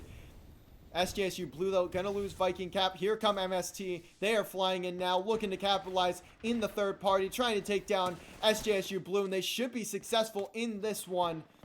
But they are all low HP. Frankly will go down. Trap now needs to either res his teammate or just help out Mojo, and will confirm that. But look at this fight from Shmub. Did his best, but will also get taken down. MST gonna take out SJSU. Dude, Shmub was playing around those shields beautifully. And look at this now. UVU Black getting engaged in this fight, trying to make it a 10th party, but will back away because they have a 2v3. Yeah, I mean, they did hit some nades, but nothing good enough for you to push, and they will just go right back into that building. We'll see, allowing Crimson Monkey of CSUF. They did get the respawn on Truthly, so now teams do know that they are there. And you see UNCW taking advantage of this, trying to get them out of the way. And we will see them pushing. But nothing. There are 6 squads remaining. Circle is closing relatively fast in 25 seconds. But in the bottom, you see Lawless and Incroc are engaging with Two Strokes and Schmal's team, trying to keep them out of the circle, and Incroc trying to use Watson fences to kind of gate them off, and Maverick Apex is using Catalyst ult to try and push right into circle. They're gonna rotate around. You will see Ash ult gets popped. Gravity not even caring about Ash ult, and they did get away. Look at that circle pool. That is so unfortunate for Lawless and Incroc. UVU Black may have their death note written in their name, as that circle pool is just impossible to get into. Look at how many teams they'd have to push through in order to get there. That may have just done them in. Yeah, that more than likely is the straw that broke the camel's back, unfortunately. But Lawless is pushing into Storm. There's an evac here, maybe trying to get to that. I don't know what they're doing, but now you can see there are 4 buildings in circle. 3 of them are taken, and you are obviously not going to move out of that. An honorable mention Storm building, by the way, for Maverick Purple, but they're going to have to move here in a little bit. UNCW, CSUF Blue, BU Badgers, and MST all in the circle at the moment, and you're going to have 2 teams that need to push in there. Yep. Now this should get down pretty close. MST realistically is the ones that are gonna have to win this game to really push them over the edge, or even like a 3rd place finish would be beautiful for them, but you never know. Maverick Apex Purple, I will say, is looking pretty dominant this match. Yeah. I mean, incredibly dominant. And that is a big result for them, too. If they can manage to get all the way to a victory. They're in 17th with 12. And with a win and a lot of kills, they could get to that 29-point mark that Team U Bold is currently sitting at. And here come MST and Lawless. They're going to start finding themselves in an engagement as we crash. Hopefully nothing too crazy happens. I did see Incroc went down right before the crash. We'll try to get back in as quickly as possible here and see if anyone gets eliminated. As UVU Black did go out, MST now taking down 2 strokes. 1 more player, I think, out of the squad, and that's Maverick Purple eliminated. So that is not the result you wanted to see. If you are Maverick, MNSU going to fall. Now we are down to our top 4. Yep. And may not be the result we wanted from Maverick, as they are sitting 17th, but this is perfect for MST. The really only team that they should be looking at as a danger right now is, I'm pretty sure it's CSUF Blue. Oh, and UNCW is still in this. I mean, those 2 teams are a danger, and obviously Lawless and Incroc are still there somewhere, trying to wait for a 3rd party. Fregley almost gets beamed. And does. And he does. And now you can jump on this if you really wanted to, but they're going to let that res go down, and they are not going to go for the attack here. Of course, it is the final 2 matches of the match day, so you don't want to take any unnecessary risks, especially when you're just outside of that top 10 or even just inside of it. UNCW, the only really super safe team here. I guess CSUF Blue is as well. Fregley, though, finds Crimson Monkey. Now they're going to try to dive, teleport in. Here they go. MST, though, losing players. And can they confirm the final kill? They do. CSUF Blue dead. And now it's going to be MST's Gold's game to lose if they can stay alive. Now they're getting jumped on by UNCW. Jacketed Swan and company being very smart about this game. BU Badgers are in 9th place. They can take a very safe position in the top 10 if they manage to win it out right here.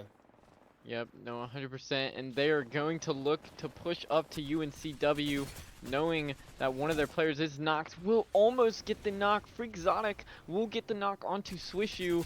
And there you have it. Jacketed Swan jumping on 1.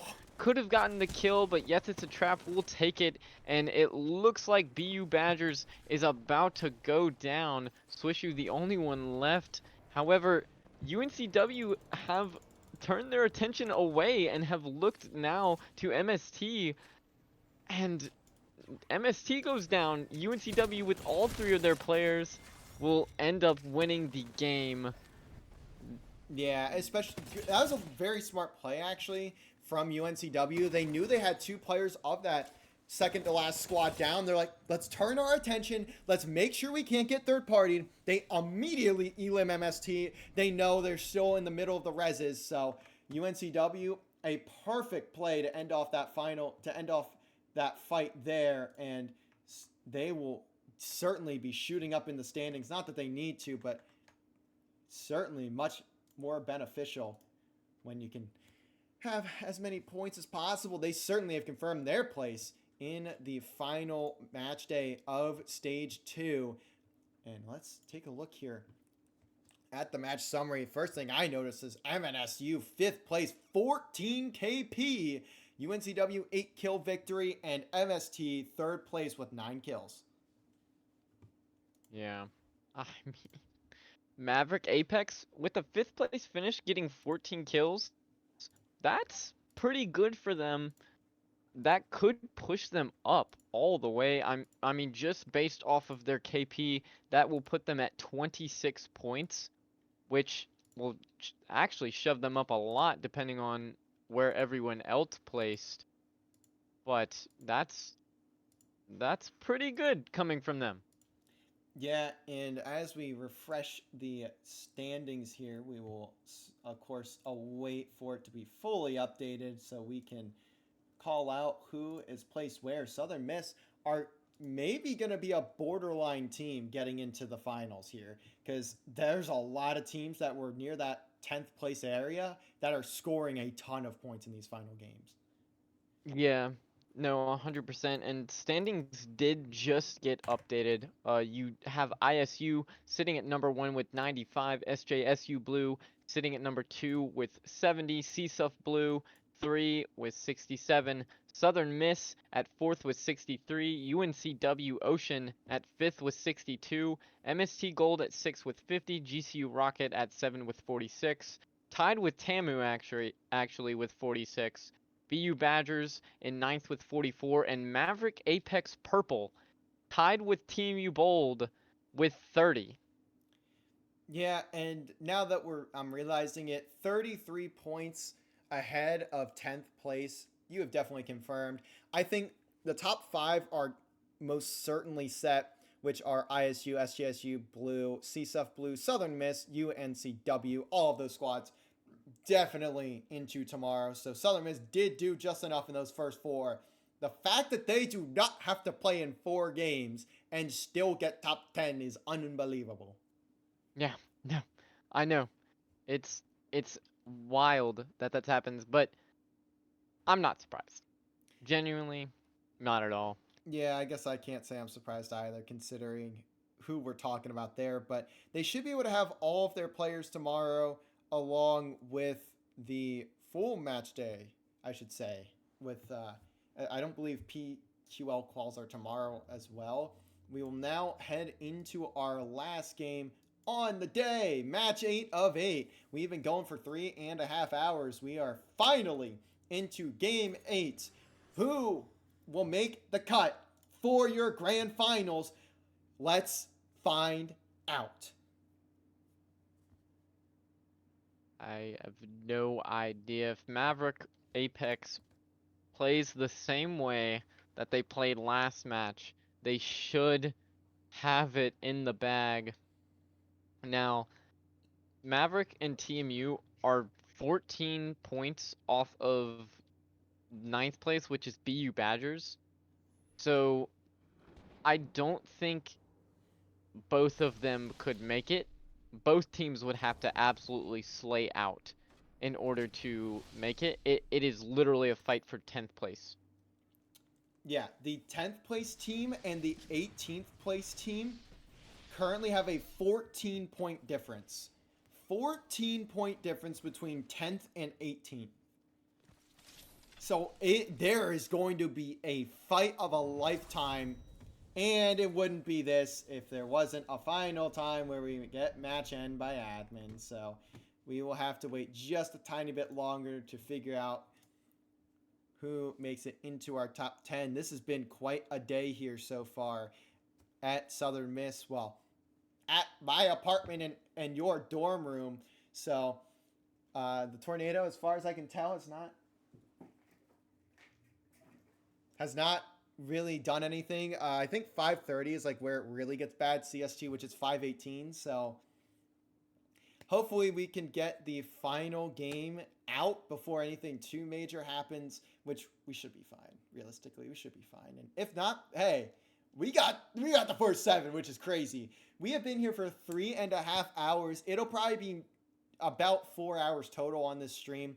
Now, while we are awaiting to get back into this one, let's take a look at Southern Miss Rocket League and see how they ended up panning out.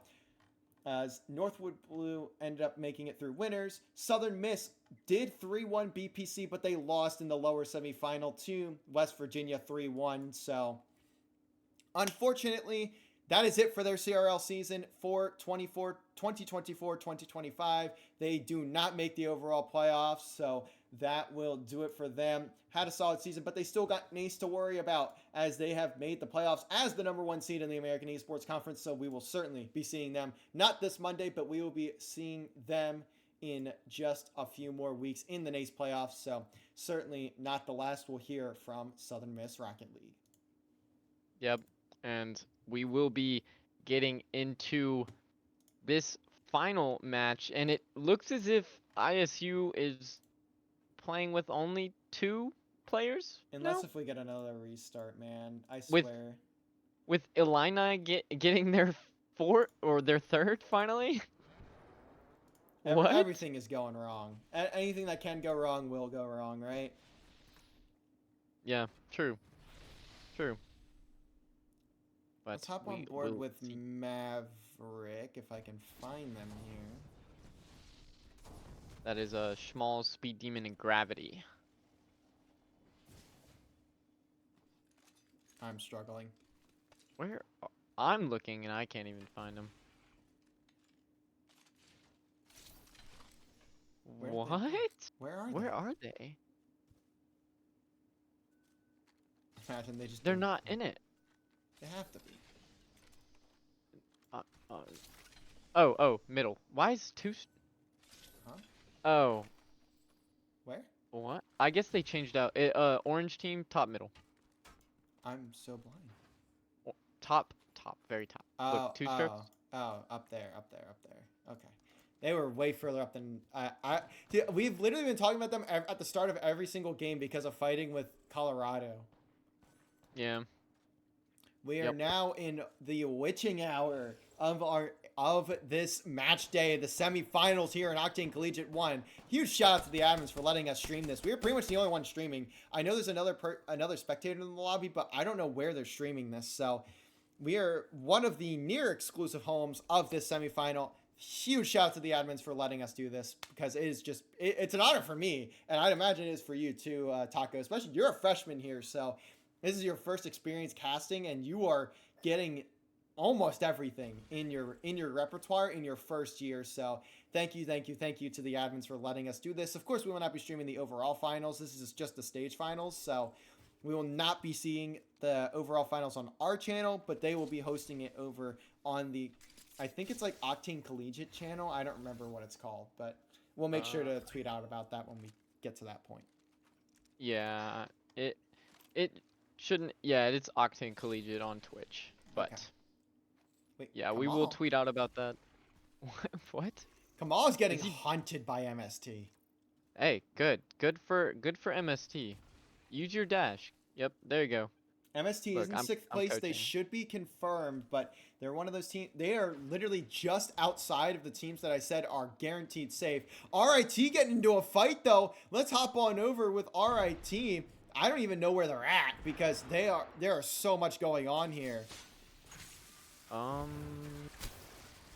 You know what? Let's wait. Well, MST going to get Kamal, and now we have to hop on over with them. They are down here. RIT down to 2 players, J-Hoop and Parsnips. J-Hoop, the one doing a bit more damage here, as Arctip is still down. They are getting dove on, though. They have to be careful. Here comes the fight. J-Hoop goes down. It's all down to Parsnips. Ferris State, though, will get eliminated first. They are guaranteed out of the way. 18th place for Ferris State. that is not what you want to see, but is it surprising? No. Now MST getting involved with another squad. Frankly, gonna get the kill onto Integral. This is huge for MST. They are looking for blood against GMU, who is in dead last, only 6 points on the day, and I think they all came from one game. As Ace trying to fly forward, trying to get out of this engagement. His 2 teammates are down, and it looks like MST are gonna continue the hunt. They should be able to find him. Yeah, they will, but there is another team right there on them. Yes, it's me. Will That's get a Colorado. knock. Oh Colorado, my we have a speedy game coming up. Allow going to take down one of the RMU players. CSUF losing a player as well. Everyone fighting in game 8. They want blood. Oh my gosh, why is every team W keying this game as Boulder will go out and now it's just one and he's gonna have to run away and I'm pretty sure he did get away is Wait, we've got a 1v1. We've got a 1v1 between GMU and Colorado. Oh no. Oh, never mind. Anders That's the player down, that's Anders dead. down, yeah. Yeah. And, well, And then they will meet their fate, as you saw right before we switched. But MST will confirm that kill. Kadro should be able to get the banners here. Although Fiddle Dude is getting into an engagement themselves. That's Allow, the last player up here for CSUF Blue with very minimal HP. But they're going to get out of that fight. And Yeah. everyone is just flying at each other. MST is looking for Kadro, though. RMU going to go out. That's massive for a lot of these other squads. RMU are going to be out of the Stage 2 finals. They were in 13th place, and they are not getting enough points to get into the top 10. Yep. Nope. Not at all. And you will see that they pop the enemy reveal thing so that surely they know where Fregley is because he is in that ring. Pyre's going I to take don't- down Swifty, and now you've got to stay up. You've got to survive. Colorado is a team that could make it into this top 10. They are sitting in 15th with 22 points. They are only 8 points behind Maverick, who are in 10th. But you need to win this fight. If you're Kadro and you can't, Colorado are dead and out of the Stage 2 finals. Now Pear getting hopped on. And Pear has no chance at all. TMU Bold looking to keep themselves in the top 10. TMU Bold are in 11th, tied for 10th place with Maverick. They need to win these fights. Yeah, they really do. The second that one of these two teams, whether that be Maverick or Team U Bold, goes out, is gonna be crucial. We've lost Now- 4 squads, and we are just slowly getting to this second circle. We're not even fully done with the first. Yeah. Yep. And we will see UNCG Curb Biters fighting off UNCW, and you see Lawless and Incroc in a building in circle yet again, playing their life. Look at how many teams are in the circle in the top left too. I'm pretty sure that's CSUF Blue and Fiddle Dude. Yep. Just Allow running. did go down to the ring, but the other two should be fine, as they are just simply crafting. Fiddle Dude popping a med kit, gets it off in time, so we'll stay alive for just a little bit longer. In the next ring here, though, you've got already a few teams populating. We'll see if Illini, who have their third now, are able to dive into this squad. That's going to be Pander and GCU. Are they aware, or is the Illini sneak attack unbeknownst to them? I do not know, but the song playing in my head is "Don't Be Suspicious, Don't Be Suspicious." However, Beifing will end up getting Pander down. What a beautiful the res will come off, and now they will jump. Fuse ult gets popped. I don't know whether that was an offensive or defensive one, but Parksa goes down. Only one player remaining. Knocked down. Wait, who's left? Nah. I just saw an emote from Dev. There they are. One player remaining, but they can't get the kill. Sai may have to just fly out of there. GCU does get eliminated early. GCU was a team in the top 10. They're in 7th, though. They have 46 points. So if Maverick can get 16 points in this game, they may be able to knock someone out of the top 10 here. Yeah, and sadly, Sai does not have his ult to get out of it. And there we go. Did they do enough, though? They had a few KP, and 10th has 30 points. They were only 3 behind. We'll have to find out at the end of the game, but I don't think they did enough. No, I don't think so. Also, judging by the fact that the entire Team U Bold roster, I'm pretty sure is still alive.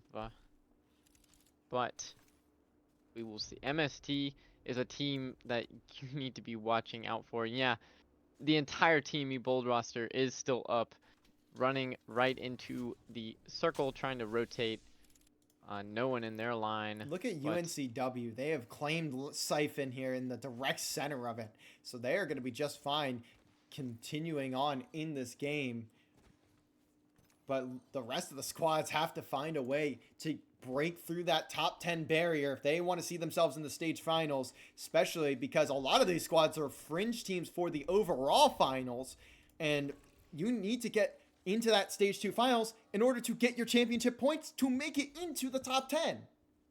Yeah, no, 100%. And MST looking for that team in those rocks that was being pinched by Lawless and Incroc. And yep, it is Nico and Co. But we will see this team generally not in a bad spot. Will be getting shot at by a team across the way. This has become a really dangerous spot, really bad. That is Schmalz, and you will see GMU is jumping onto Maverick Apex. This is actually horrible for Maverick if they end up losing this fight to GMU.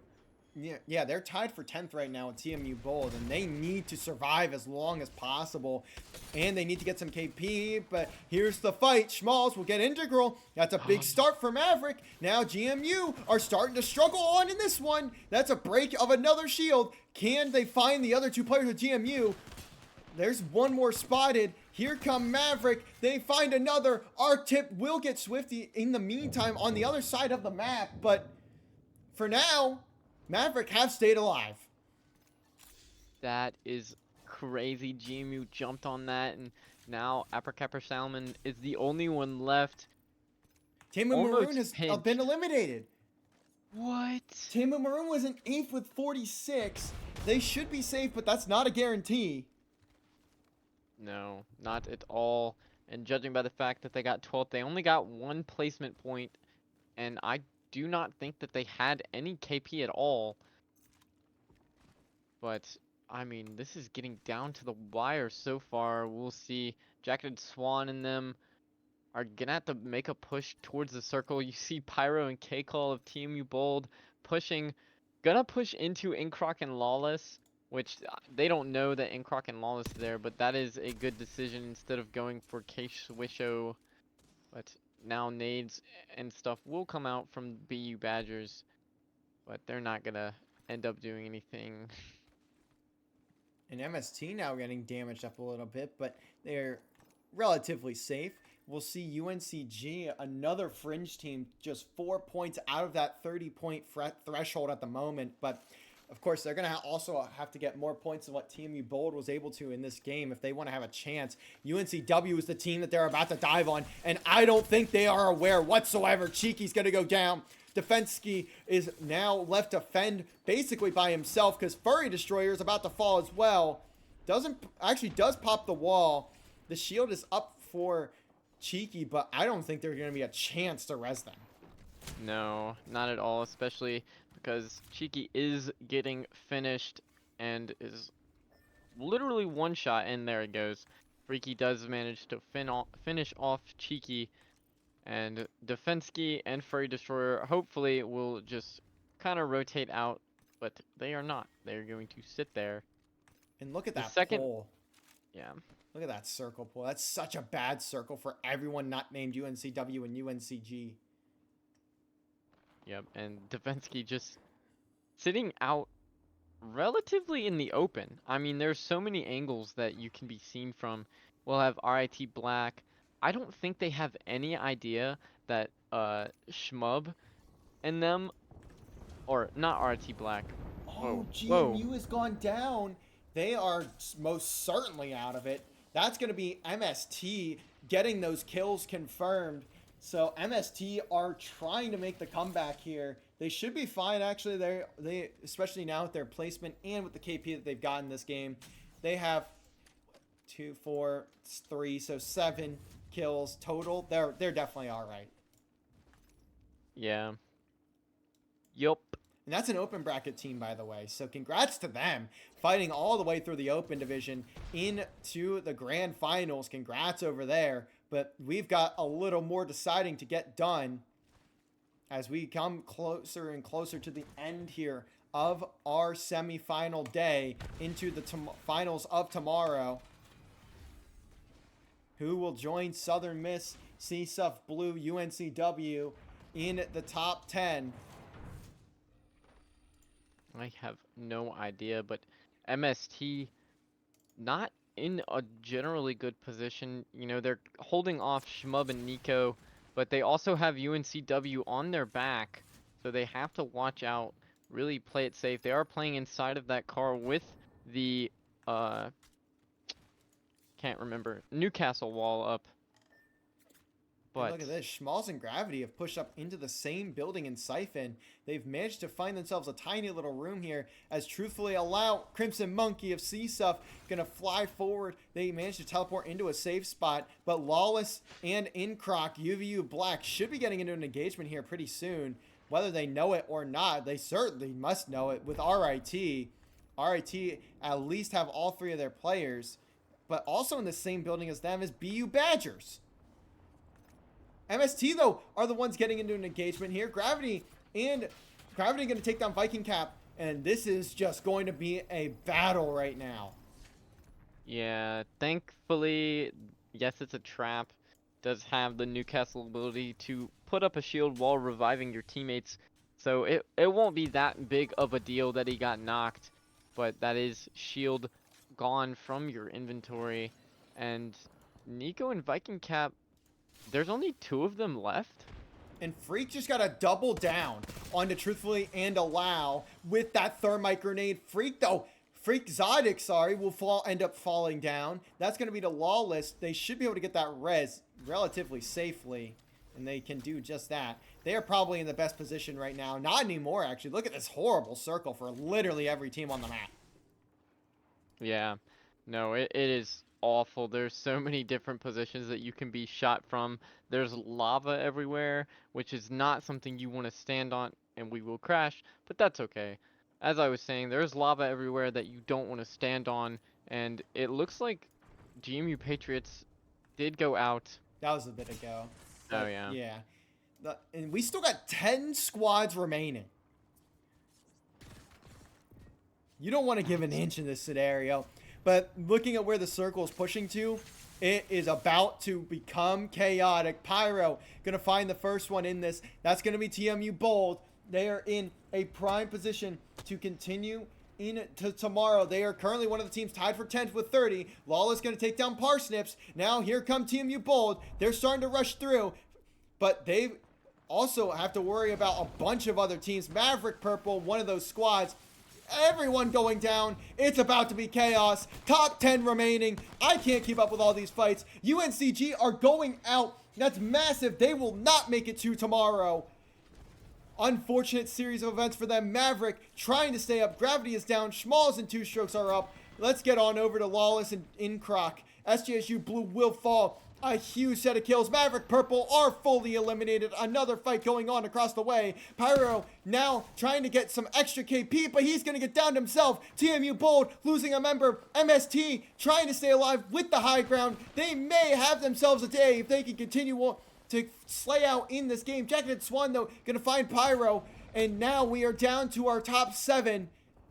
It is just pandemonium. UNCW in the middle of everything, but really not getting shot at here.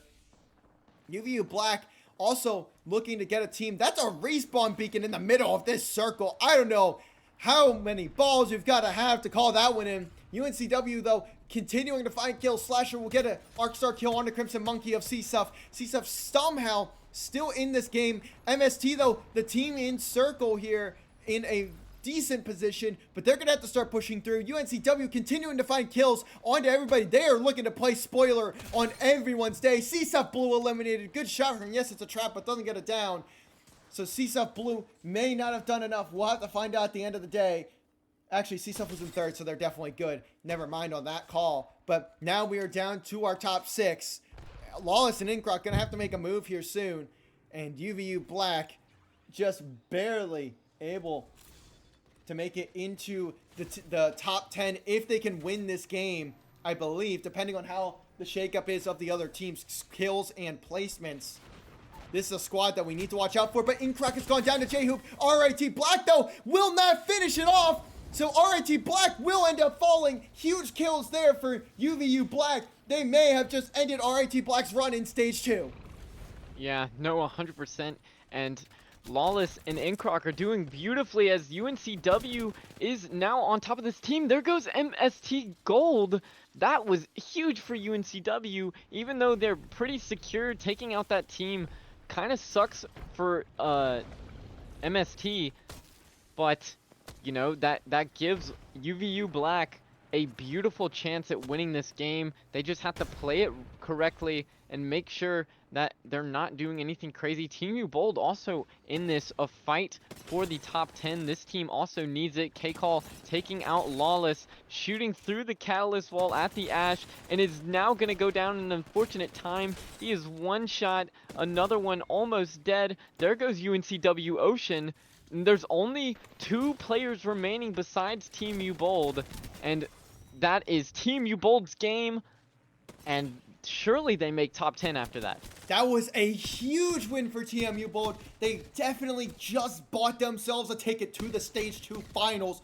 They needed a victory. They were tied for 10th with 30 points, and they not only go out and win the game, they probably go out and slayed out in Game 8.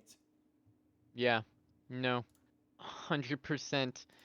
Now, hopefully Apex or the Octane admins put in Game 8 here quickly, but while we're waiting for the kills to pop up, MST should be good and in the top 10 just based off of their placements.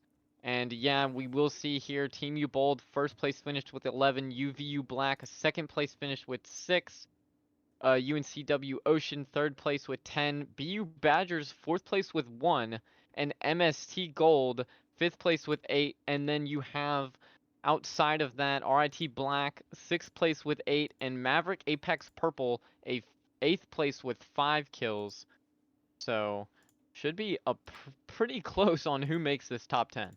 Yeah, absolutely. We are now just awaiting the final standings to be popped up on the board, and then we will be able to find out who takes it into tomorrow, Championship Sunday berth.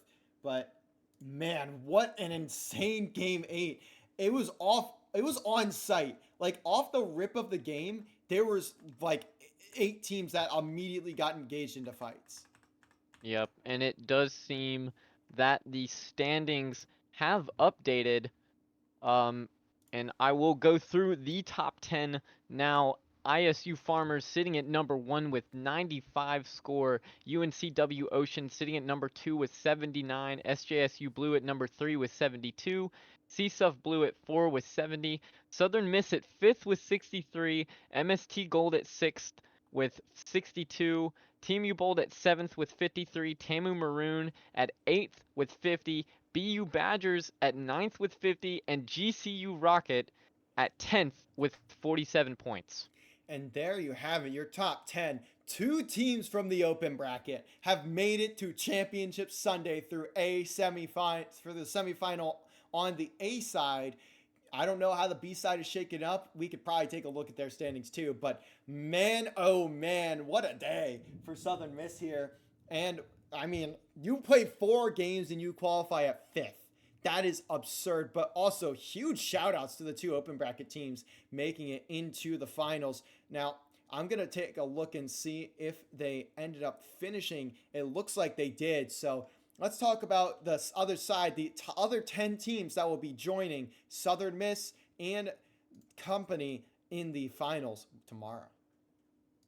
Yep.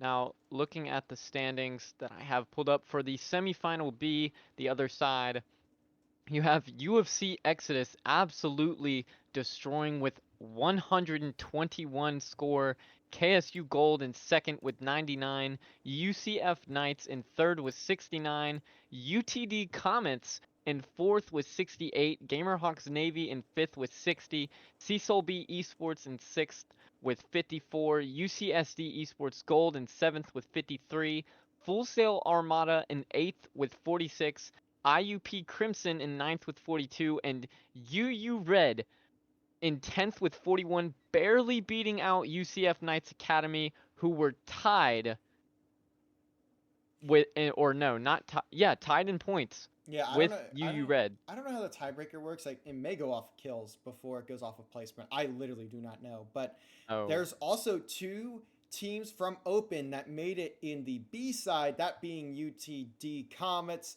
and IUP Crimson. So congrats to both University of Texas at Dallas and Indiana University of Pennsylvania. Huge stuff there from both of them. So we've got 4 open teams fighting in the finals tomorrow, but everyone else that is involved, all the other 16, will be from the premier side.